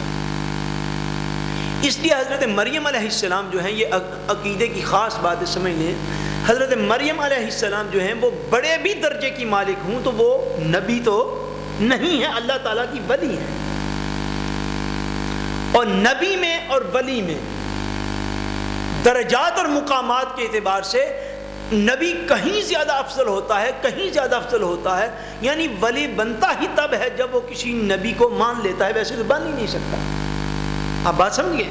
یعنی حضرت مریم علیہ السلام ولی ہونے کے باوجود ان کے اوپر جو اللہ تبارک و تعالیٰ کی کرم نوازی کو حضرت زکریا علیہ السلام نے دیکھا تو حضرت زکریا علیہ السلام نے اسی مقام پر جو کھڑے ہو کے دعا کی اللہ تبارک و تعالیٰ کی بارگاہ میں، یہ اس بات کی طرف اشارہ کرتی ہے کہ دعا تو ہمیشہ ہی اولاد کے لیے وہ کرتے ہوں گے اور ہمیشہ اللہ تعالیٰ سے مانگتے رہے ہوں گے۔ یہ اشارہ اس بات کی طرف کرتی ہے کہ اللہ تبارک و تعالیٰ سننے والا ہے، عطا فرمانے والا ہے، مگر جب اولیاء کے قریب جا کر بندہ اللہ تبارک و تعالیٰ کے حضور مانگتا ہے تو اللہ تعالیٰ قبولیت جلدی فرما دیتا ہے، اللہ پاک قبولیت جلدی فرماتا۔ اولیاء کرام کی بارگاہ میں جانے کا یہ فائدہ ہوتا ہے۔ بالکل اسی طرح ہے، بلا تشبیہ و بلا مثال۔ آپ اگر بیمار ہو جائیں جسمانی بیماری کوئی لگ جائے تو گھر بیٹھے ہوئے کو صحت کون دیتا ہے؟ بولیے، گھر بیٹھے ہوئے بندے کو صحت کون دیتا ہے؟ میں بولیے تو صحیح، آپ کو کوئی ڈاؤٹ ہے یا تھک گئے ہیں آپ؟ میں نے ابھی جمعے کے اوپر بھی آدھا 45 منٹ آدھا گھنٹہ جو ہے وہ میں بیان کر سکا ہوں، اب یہ آپ کو کہہ رہا ہوں 9 بجے جا کے میں نے کسی اور جگہ پر بھی کرنا ہے۔ سننے والے تھک گئے میرے خیال پہ۔ آپ اس بات کی طرف ذرا توجہ فرمائیں جو میں بیان کرنے لگا ہوں کہ بیمار جب گھر بیٹھا ہوتا ہے، لے کے وقت نہیں جاتا، کسی ڈاکٹر کے پاس نہیں جاتا، تو صحت کون دیتا ہے؟ کوئی ڈاؤٹ ہے؟ کون صحت دیتا ہے؟ اللہ تبارک و تعالیٰ۔ جب ڈاکٹر کے پاس چلا جاتا ہے پھر صحت کون دیتا ہے؟ اللہ تبارک و تعالیٰ صحت عطا فرماتا ہے۔ جب ڈاکٹر سے آپریشن کروا لیتے ہیں صحت کون دیتا ہے؟ ڈاکٹر نے صحت نہیں، وہ صحت کا مالک نہیں ہے، صحت دینے کا وہ مالک نہیں ہے۔ آپ گھر بیٹھیں یا ڈاکٹر کے پاس جائیں، صحت کون دے گا؟ اللہ تبارک و تعالیٰ دے گا، بلا تشبیہ و بلا مثال۔ آپ یہ ضرور کہہ سکتے ہیں کہ گھر بیٹھ کر ذرا بیماری دیر سے اچھی ہوگی، اگر کسی اچھے ڈاکٹر کے پاس چلا جاؤں گا وہ علاج کرے گا تو بیماری جلدی ٹھیک ہو جائے گی۔ ایسا ہوتا ہے یا نہیں ہوتا؟ بولیے، ایسا ہی ہوتا ہے، بلا تشبیہ و بلا مثال۔ یہ سمجھ لیں کہ اللہ تبارک و تعالیٰ ہر جگہ پہ سنتا ہے اور دعاؤں کو وہی قبول کرتا ہے، وہی عطا فرماتا ہے۔ مگر بندہ گھر بیٹھ کے مانگتا رہے تو قرآن مجید اتنا اشارہ ضرور دیتا ہے کہ گھر بیٹھ کے مانگنے سے بھی دینا اسی نے ہے، اور اولیاء کرام کے پاس جا کر دعا کرنے سے پھر بھی دینا اسی نے ہے، دینا اسی کی شان ہے، عطا وہی فرماتا ہے۔ لیکن وہ فرق ضرور موجود ہے کہ اگر بندہ اکیلا بیٹھ کے دعا کرتا رہے، پاسبل ہے وہ مانے یا نہ مانے۔ جب اولیاء کرام کے پاس جا کے، صالحین کے پاس جا کے، مقربین کے پاس جا کے، متقین کے پاس جا کے، نیک لوگوں کے پاس جا کے جب بندہ اسی رب سے مانگتا ہے پھر قبولیت جلدی اتر آتی ہے، پھر قبولیت جلدی اتر آتی ہے۔ اللہ پاک فرماتے ہیں ہنالک دعا زکریا ربہ قال رب هب لي من لدنك ذرية طيبة انك سميع الدعاء۔ عرض کی یا اللہ، اسی مقام پر کھڑے ہو گئے، یا اللہ تو مجھے بھی بیٹا عطا فرما۔ خالق کائنات فرماتے ہیں کہ جب انہوں نے دعا کی فنادته الملائکہ وهو قائم يصلي في المحراب ان اللہ يبشرك بيحيى مصدقا بکلمۃ من اللہ وسیدا وحصورا ونبیا من الصالحین۔ خالق کائنات ارشاد فرماتے ہیں کہ حضرت زکریا علیہ السلام مانگتے تو پہلے بھی رہے ہوں گے، جب حضرت مریم علیہ السلام کی وہ کرامت دیکھ کر وہاں پر کھڑے ہو کر مانگا، اور جب نبی اس طرح کے افعال یا اعمال سر انجام دے تو اس کا مطلب قوم کو راستہ دکھانا ہوتا ہے، ورنہ حضرت زکریا مقام و مرتبہ میں حضرت مریم سے کہیں بلند ہے، کہیں بلند ہے کہ حضرت زکریا تو نبی ہیں اور حضرت مریم جو ہے وہ نبی نہیں، وہ اللہ کی ولی ہیں۔ لیکن جب ایک نبی ایسا عمل کرے تو وہ قوم کے لیے سنت بناتا ہے، طریقہ بناتا ہے تاکہ لوگوں کو خبر ہو جائے کہ اللہ تبارک و تعالیٰ کی رضا کیسے حاصل کرتے ہیں۔ فرمایا اسی مقام پر آپ ابھی کھڑے دعا کر رہے تھے کہ اللہ تبارک و تعالیٰ نے کیا کیا؟ فنادته الملائکہ، فرمایا کہ اللہ تبارک و تعالیٰ نے فرشتوں کو بھیج دیا، فرشتوں کو بھیج دیا۔ وَهُوَ قَائِمٌ يُصَلِّي فِي الْمِحْرَابِ، جب کہ حضرت زکریا بھی دعا کر ہی رہے تھے محراب میں کھڑے ہو کے، ان اللہ یبشرک بیحییٰ، فرمایا جا کر میرے زکریا کو یہ بشارت دے دو کہ اے زکریا ہم آپ کو حضرت یحییٰ کے پیدا ہونے کی بشارت دیتے ہیں، حضرت یحییٰ کے پیدا ہونے کی بشارت اور خوشخبری دیتے ہیں، مصدقا بکلمۃ من اللہ، جو کہ اللہ کے کلمہ کی تصدیق کرنے والے ہوں گے، وسیداً اور سردار ہوں گے، وحصوراً اور عورتوں سے دور رہنے والے ہوں گے، ونبیا من الصالحین اور نیک اور صالح نبی ہوں گے۔ یہ حضرت زکریا علیہ السلام کے وہ احوال جو ہیں وہ اللہ تبارک و تعالیٰ جو ہے وہ بیان فرما رہا ہے۔ اسی طرح وقت گزرتا رہا، حضرت سیدہ مریم جو ہیں وہ حضرت زکریا علیہ السلام کے پاس پرورش پاتی رہی۔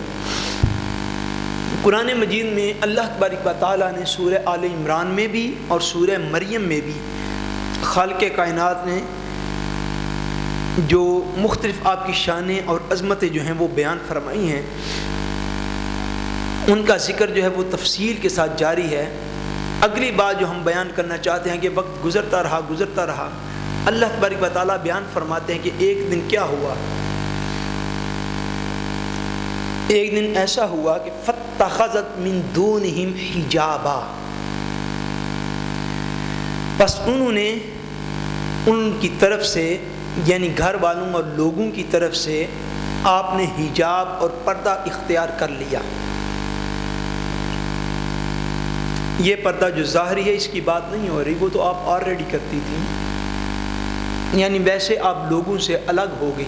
حضرت مریم علیہ السلام فَأَرْسَلْنَا إِلَيْهَا رُوحَنَا فَتَمَثَّلَ لَهَا بَشَرًا سَوِيًّا۔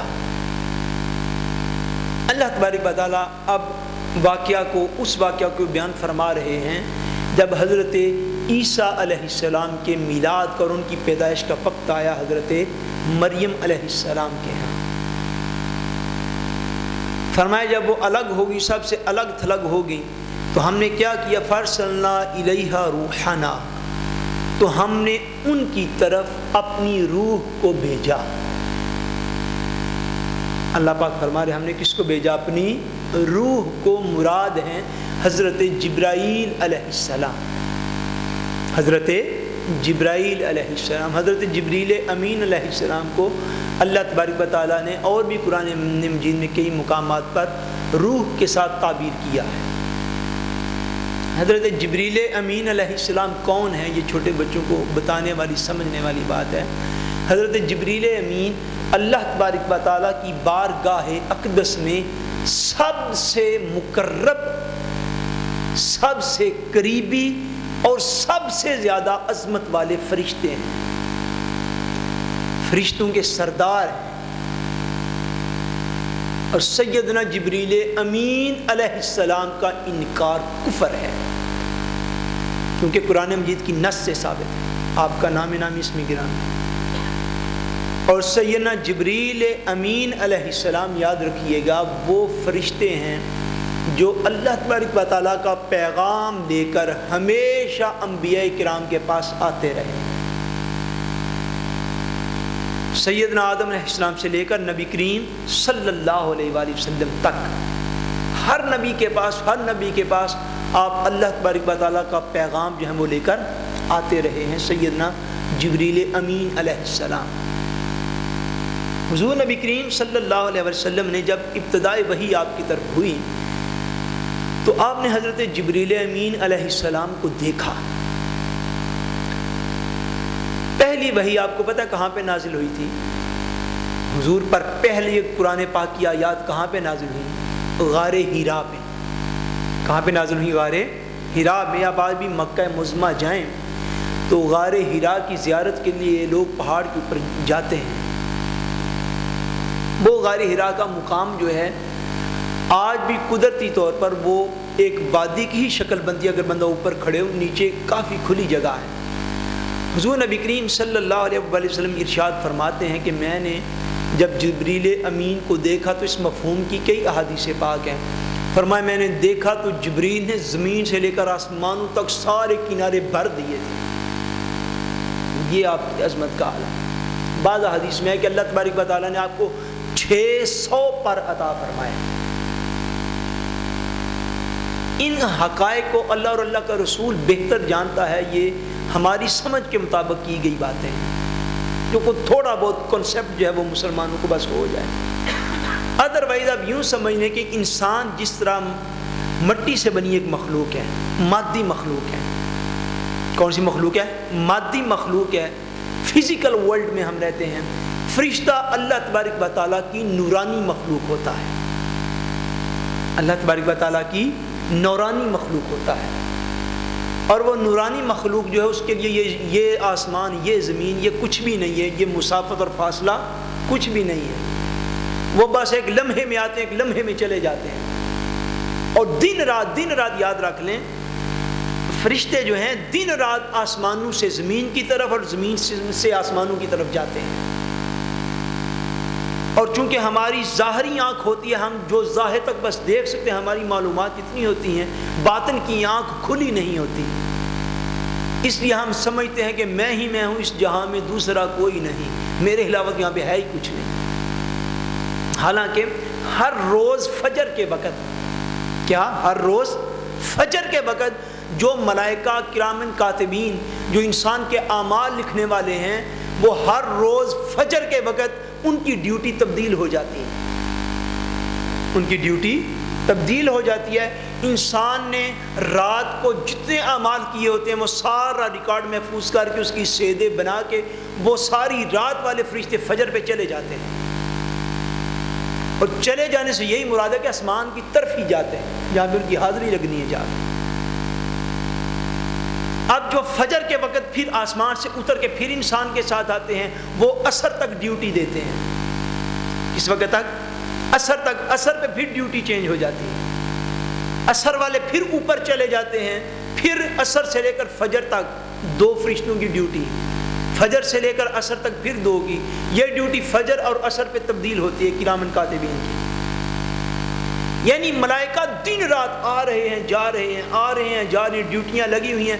اگر 7 ارب کم و بیش 6 ارب اور 70-80 کروڑ انسانی آبادی ہے، تو آپ اس 7 ارب کو 2 سے منیمم ملٹی پلائی کریں تو 14 ارب فرشتہ دن رات آسمانوں سے آتا جاتا ہے اوپر نیچے۔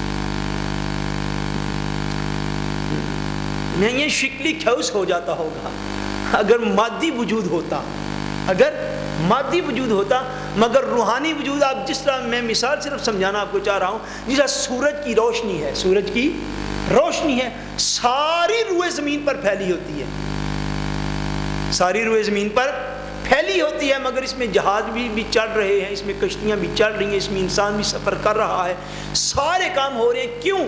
وہ پھیلی تو ساری روئے زمین پر ہے، مگر اس کا فزیکل وجود نہیں، وہ نورانی وجود رکھتی ہے، وہ کسی چیز میں حائل نہیں ہوتی، کسی چیز کے ساتھ ٹکراتی نہیں ہے۔ ہوا ہے، اس کا وجود ہے، مگر یہ ٹکراتی نہیں، کیونکہ فزیکل وجود نہیں اس کا ہوتا، موجود تو ہے نا، تو ہم زندہ ہیں۔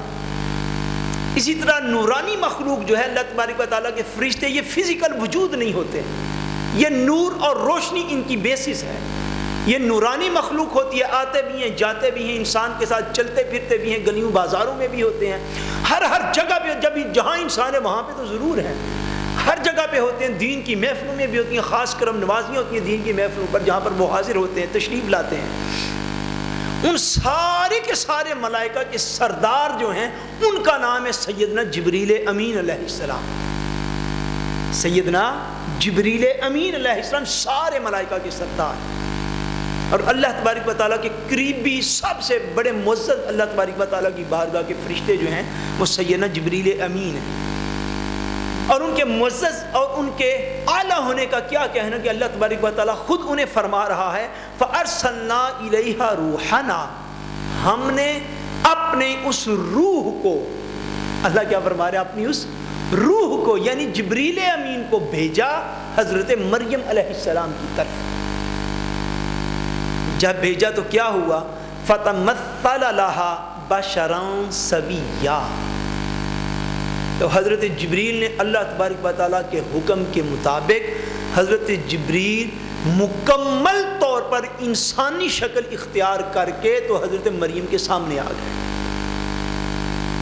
یعنی اس سے یہ چیز ثابت ہوئی کہ ملائکہ جو ہیں وہ اپنی شکل بدلنے پر قدرت رکھتے ہیں، شکل بدلنے پر قدرت رکھتے ہیں، اللہ تبارک و تعالیٰ نے انہیں اختیار دیا ہے۔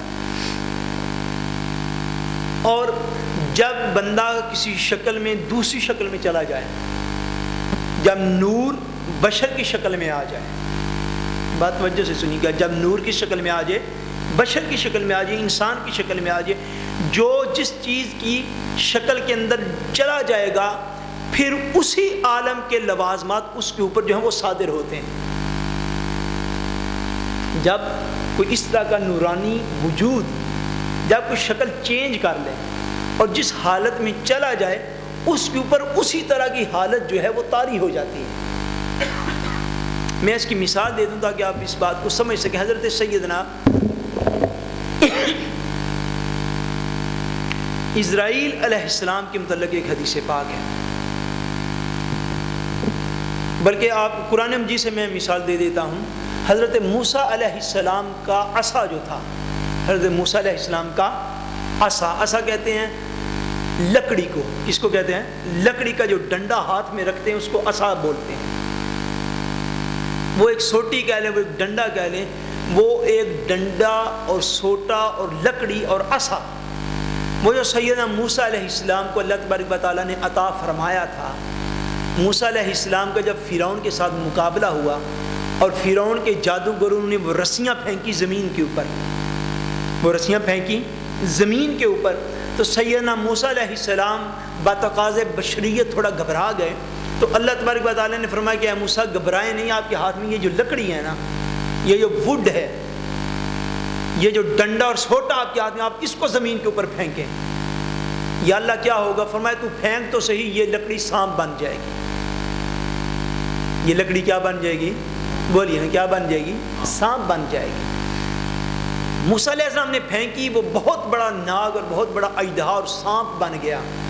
جب بن گیا تو اس نے بقیہ سارے سانپ جو زمین کے اوپر رینگ رہے تھے، قرآن پاک میں اللہ تبارک و تعالیٰ فرماتے ہیں، سورہ طٰہٰ میں بھی ہے، دیگر مقامات پر بھی ہے، کہ وہ جتنے بھی سانپ رینگ رہے تھے اس لکڑی نے سانپ بن کر وہ سارے سانپ کھا لیے، سارے سانپ کھا لیے.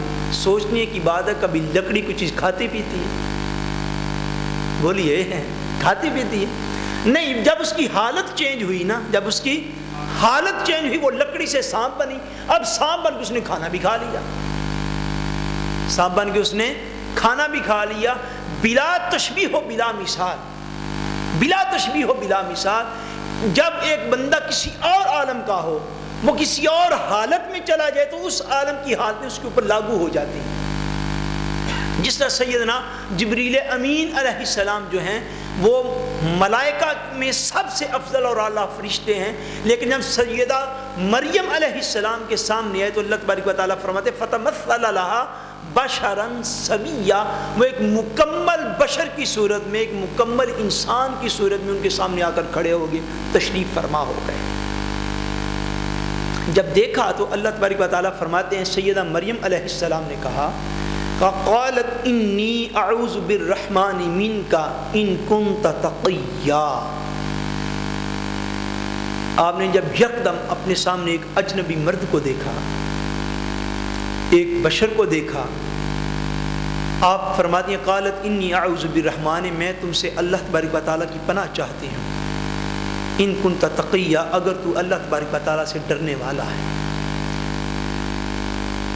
آپ تھوڑا خوف زدہ ہوئی کہ یہ یکدم ایک مرد جو ہے وہ میرے سامنے کیسے آن موجود ہوا، حالانکہ آپ تو بالکل تنہائی میں تھیں، الگ تھیں. اللہ تبارک و تعالیٰ نے جیسا پہلے بیان فرمایا، جب سیدنا جبریل امین علیہ السلام ان کے سامنے ایک بشر اور ایک انسان کی شکل میں آئے تو سیدنا جبریل نے ان کی بات سن کر کیا کہا؟ آپ نے کہا قال انما انا رسول ربک لأہب لک غلاما زکیا. فرمایا کہ اے مریم، اے اللہ تبارک و تعالیٰ کی عبادت گزار بندی، گھبراؤ نہیں. قال انما انا رسول ربک، میں تیرے پاس تیرے رب کی طرف سے بھیجا ہوا آیا ہوں. اور کیوں آیا ہوں؟ لأہب لک غلاما زکیا، تاکہ میں تمہیں ایک پاکیزہ بیٹا عطا کروں. بولیے نا سبحان اللہ. یہ آپ کو جگانے کے لیے میں نے فرمایا کہ میں اس لیے تمہارے پاس آیا ہوں، انما انا رسول ربک، میں تمہارے رب کا بھیجا ہوا ہوں، لأہب لک غلاما زکیا، تاکہ میں تمہیں بیٹا عطا کروں. یہ کون فرما رہا ہے؟ حضرت جبریل. کون فرما رہا ہے؟ حضرت جبریل. اور اس آیت کا ترجمہ کسی بھی مفسر کا قرآن مجید اٹھانے سے الگ نہیں ملے گا. اور یہ بات جو ہے یہ بھی عقائد کے لحاظ سے بڑی سمجھنے والی ہے کہ حضرت مریم علیہ السلام کو بیٹا عطا فرمانے والا کون ہے؟ اللہ تبارک و تعالیٰ. بیٹا عطا فرمانے والا کون ہے؟ اللہ تبارک و تعالیٰ. پھر سیدنا جبریل امین کیوں یہ فرما رہے ہیں لأہب لک، تاکہ میں تمہیں دوں، تاکہ میں تمہیں بیٹا عطا کروں. اب جبریل کی زبان اقدس جو ہے یہ بھی اللہ کے پیغام اور وحی سے ہلتی ہے، ویسے تو ہلتی نہیں. اللہ کا فرشتہ جو ہوگا اب سیدنا جبریل امین علیہ السلام نے یہ جو فرمایا تو اس سے قیامت تک آنے والے جتنے بھی اشکال ظاہر ہو سکتے تھے ان لوگوں پر، اس سب کا رد جو ہے قرآن مجید کی اس آیت میں آ جاتا ہے۔ جو بعض اوقات ہمارے ہاں جہالت کی بنیاد پر، میں نے جسے عرض کیا اپنا اپنا فیلڈ ہوتا ہے ہر شخص کا۔ ایک بندہ جب اسکول میں داخل ہوا تھا تو وہ انگلش میڈیم اسکول میں داخل ہوا، جب فارغ ہوا تو کسی انگریز اور برٹش کی نظامی تعلیم کی جو یونیورسٹی ہے وہاں سے فارغ ہوا۔ ساری عمر قرآن و حدیث تو پڑھنے کا موقع نہیں ملا، کبھی کوئی انٹرنیٹ سے آیت پڑھ لی، کبھی کوئی ٹیلی ویژن سے سن لی، اس کا سارا سورس وہ چند ایک چیزیں ہیں۔ باقاعدہ چونکہ وہ دین کا طالب علم نہیں ہوا، نہ علماء صالحین کی صحبت میں بیٹھا کہ قرآن مجید کو سمجھتا، یہ جتنا سارا چینل تھا قرآن و حدیث کو سمجھنے سمجھانے کا، اس سے وہ کبھی اٹیچ نہیں ہوا۔ جمعے پہ بھی جب آیا تو خطبے کے ٹائم، جو پاکستانیوں کا معمول ہے، عربی خطبے کے ٹائم گفتگو ساری اردو میں ہو جائے تو عربی خطبے پہ پھر دوڑتے دوڑتے آتے کہیں جمعہ رہ نہ جائے ہمارا۔ اچھا جب یعنی ساری زندگی اس علم سے، نالج کے ساتھ ٹچ ہی نہیں کیا، ٹچ دوسری چیزوں سے، رب کوئی بات کہیں سے سن لی، کوئی کہیں سے سن لی۔ یہ اتنا اس دور کا مسئلہ آپ یاد رکھیں کہ ہمارے لوگ اچھے اچھے قابل لوگ بھی اب مسجدوں سے نالاں ہو کر گھروں میں جا بیٹھے ہیں۔ کیوں جا بیٹھے ہیں کہ ایکچولی ان کو ساری عمر وہ چینل سمجھنے کا موقع نہیں ملا۔ انہوں نے کوئی بات کہ یار یہ تو یہ کہہ رہا، اچھا بھائی وہ مسجد والا تو وہ کہہ رہا ہے، تیسرا بھائی یہ، چوتھا چینل لگا لو وہ کہہ رہے ہیں۔ اب وہ سارے سن کے نا پھر بالآخر آ جا کے ایئر بائی نیوز یا جیو نیوز پہ رک جاتے ہیں، کہتے ہیں ان سارے چھوٹے سارے جھوٹے ہیں۔ یہ نتیجہ جب ہم گین کرتے ہیں، جب ہم یہ نتیجہ نکالتے ہیں تو اس نتیجے کا سبب یہ نکلتا ہے، سبب یہ ہوتا ہے کہ ہم اس چینل سے خود گزرے نہیں ہوتے، ہم حق اور باطل میں تمیز کرنے کی صلاحیت نہیں رکھتے ہوتے۔ اب سیدنا جبریل امین علیہ السلام جو یہ فرما رہے، اس میں تو ہزار اشکال جو ہے ان کا جواب آ جاتا ہے۔ فرمایا کہ اے سیدہ مریم، میں اللہ تبارک و تعالیٰ کی طرف سے آیا ہوں، میں اس کا بھیجا ہوا ہوں، اور آیا اس لیے ہوں تاکہ میں آپ کو بیٹا عطا فرماؤں، تاکہ میں آپ کو بیٹا عطا فرماؤں۔ اس سے یہ ظاہر ہوتا ہے کہ جو ظاہری سبب ہوتا ہے، جو ظاہری سبب ہوتا ہے اس کی طرف نسبت کرنا جائز ہوتا ہے، اس کی طرف نسبت کرنا، بولیے نا، نسبت کرنا جائز ہوتا ہے۔ آپ کی آنکھیں خراب تھیں، آپ کسی آئی اسپیشلسٹ کے پاس چلے گئے تو آپ نے یہ کہا کہ بھائی فلاں جو ڈسکے کے ڈاکٹر صاحب ہیں نا، مجھے تو ان سے شفا ملی ہے، یہ کہنا جائز ہے۔ حالانکہ شفا ڈاکٹر صاحب سے نہیں ملتی، شفا اللہ تعالیٰ سے ملتی، مگر کہنا جائز ہے اس لیے کہ اللہ تعالیٰ کی شفا کا ظاہری سبب وہ شخص ہے، ظاہری سبب جو ہے چونکہ اس کے ذریعے سے مل رہی ہے، اس لیے یہ کہنا بھی جب مل جو اس کے ذریعے۔ آپ جو کہتے ہیں اچھا لو جی میں اس کے پاس گیا تو وہ فلاں بندے کے پاس، مجھے اس نے کام دیا ہے، مجھے اس نے کام دیا ہے، میں جی اب کام لگ گیا ہوں، میں اب 8 گھنٹے کی میری پوری ڈیوٹی ہوگی، اس نے جی مجھے، چونکہ وہ رزق ملنے کا ذریعہ وہ شخص ہے، تب وہ کہہ سکتے ہیں جی اس نے میرے روزگار کو اس نے مہیا کیا، اس نے میرے روزگار کو مہیا کیا ہے۔ وہ ڈاکٹر جی مجھے وہاں سے جی شفا ملی ہے۔ یہ اسناد مجازی کہلاتے ہیں، علمی اصطلاح میں اسناد مجازی، یعنی جو سبب اور ریزن سامنے نظر آ رہی ہو اس کے طرف جو تھا اشارہ کر دینا، اس کی طرف کہہ دینا کہ یہ چیز مجھے فلاں سے ملی ہے، یہ چیز فلاں سے ملی ہے۔ حالانکہ رزق اللہ تبارک و تعالیٰ دیتا ہے، شفا اللہ تبارک و تعالیٰ دیتا ہے، موت اللہ تبارک و تعالیٰ دیتا ہے۔ بڑی پتہ کی بات ہے، یاد رکھیں موت کون دیتا ہے؟ بولیے نا، آپ کے مسائل عقائد کے حل نہ ہوگے تو بات کیجیے کہ موت کون دیتا ہے؟ پرچہ گولی چلانے والے پہ کیوں ہے؟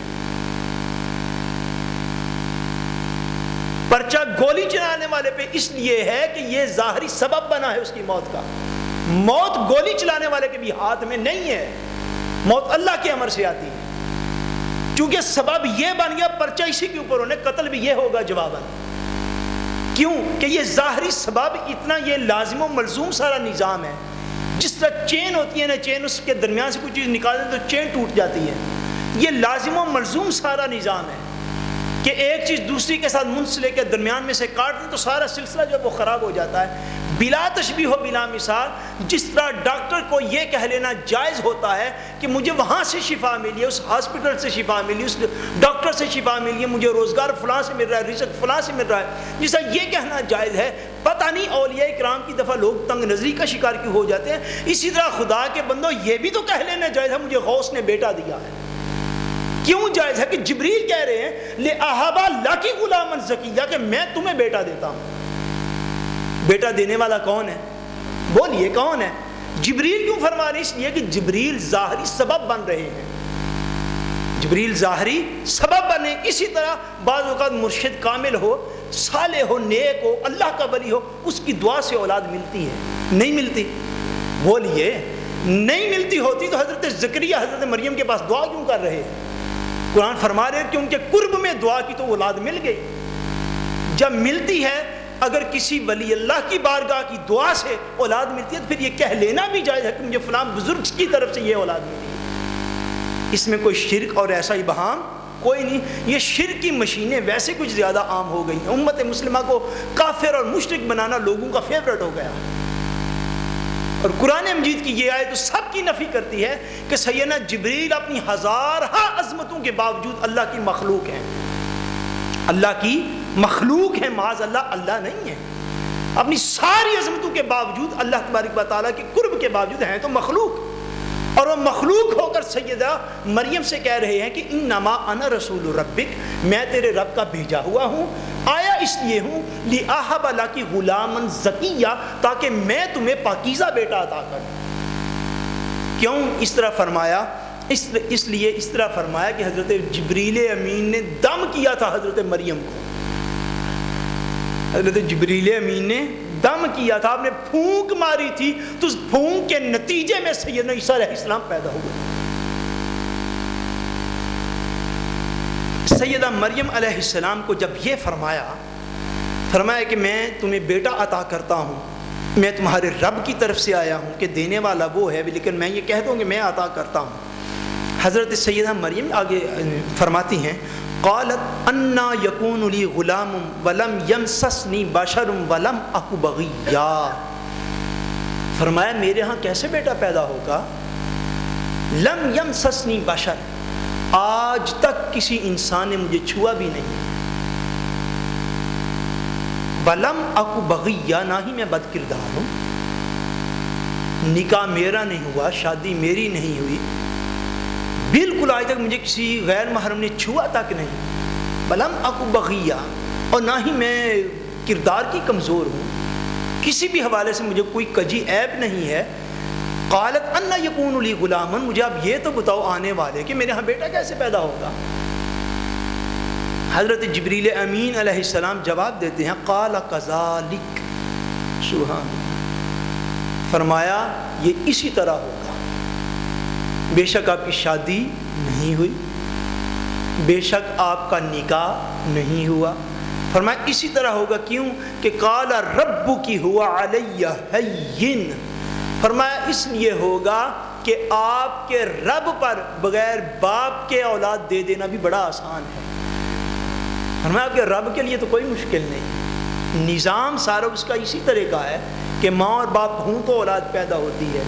فرمایا نہیں اے سیدہ مریم، قال ربک ہوا علی ہین، فرمایا آپ کے رب نے فرمایا ہے کہ میرے لیے یہ کام بڑا آسان ہے، میرے لیے کچھ بھی مشکل نہیں. وَلِنَجْعَلَهُ آیَةً لِلنَّاسِ وَرَحْمَةً مِنَّا، فرمایا اس لیے ہم یہ سارا پروسیس کروانا چاہ رہے ہیں. وَلِنَجْعَلَهُ آیَةً لِلنَّاسِ، تاکہ ہم سیدنا عیسیٰ علیہ السلام کی پیدائش کو لوگوں کے لیے ایک نشانی بنا دیں، لوگوں کے لیے اپنی قدرت کی نشانی بنا دیں. وَرَحْمَةً مِنَّا، اور اپنی رحمت بنا دیں. وَكَانَ أَمْرًا مَقْضِيًّا، فرمایا اے سیدہ مریم اس بات کا فیصلہ ہو چکا ہوا ہے، اس بات کا فیصلہ اللہ تعالیٰ نے طے فرما دیا ہے کہ وہ ایک ایسا نبی پیدا فرمائے گا جو کہ بغیر باپ کے دنیا میں جنم لے گا، جو کہ بغیر باپ کے پیدا ہوگا. فرمایا وَكَانَ أَمْرًا مَقْضِيًّا، اللہ تبارک و تعالیٰ نے اس امر کا فیصلہ فرما دیا ہے. قرآن مجید میں ایک اور مقام پر اللہ تبارک و تعالیٰ نے سورہ آل عمران میں ہی خالق کائنات نے فرمایا ہے سیدنا عیسیٰ علیہ السلام کے حوالے سے اللہ تبارک و تعالیٰ ارشاد فرماتے ہیں کہ سیدنا عیسیٰ علیہ السلام جو ہیں ان کی مثال فرمائیں ان مثل عیسیٰ عند اللہ کمثل آدم، فرمایا ہماری پاس سیدنا عیسیٰ علیہ السلام کی مثال اسی طرح ہے جس طرح سیدنا آدم علیہ السلام کی مثال ہے، جس طرح سیدنا آدم علیہ السلام کی مثال ہے، فرمایا ہمارے ہاں سیدنا عیسیٰ علیہ السلام کی بھی ویسے ہی مثال ہے کہ ہم نے آدم علیہ السلام کو بغیر ماں اور باپ دونوں کے پیدا فرما دیا۔ آدم علیہ السلام کی نہ ماں تھی نہ باپ تھا، بغیر ان دونوں کے ہم نے آدم علیہ السلام کو پیدا کر دیا، اور وہی مثال ہماری بارگاہ اقدس میں سیدنا عیسیٰ علیہ السلام کی بھی ہے کہ ہم نے آپ کو ماں تو تھی مگر بغیر باپ کے ہم نے آپ کو دنیا میں پیدا فرما دیا۔ یہاں سے انشاءاللہ تبارک و تعالیٰ جو ہے اگلی نشست میں ہم یہاں سے بات کا آغاز کریں گے حضرت عیسیٰ علیہ السلام کی پیدائش کے حوالے سے، کہ اللہ تبارک و تعالیٰ نے کن عظیم نشانیوں کے ساتھ سیدنا عیسیٰ علیہ السلام کی پیدائش ہوئی اور کتنی عجیب اور اعلیٰ شانیں لے کر آپ اس دنیا کے اندر پیدا ہوئے۔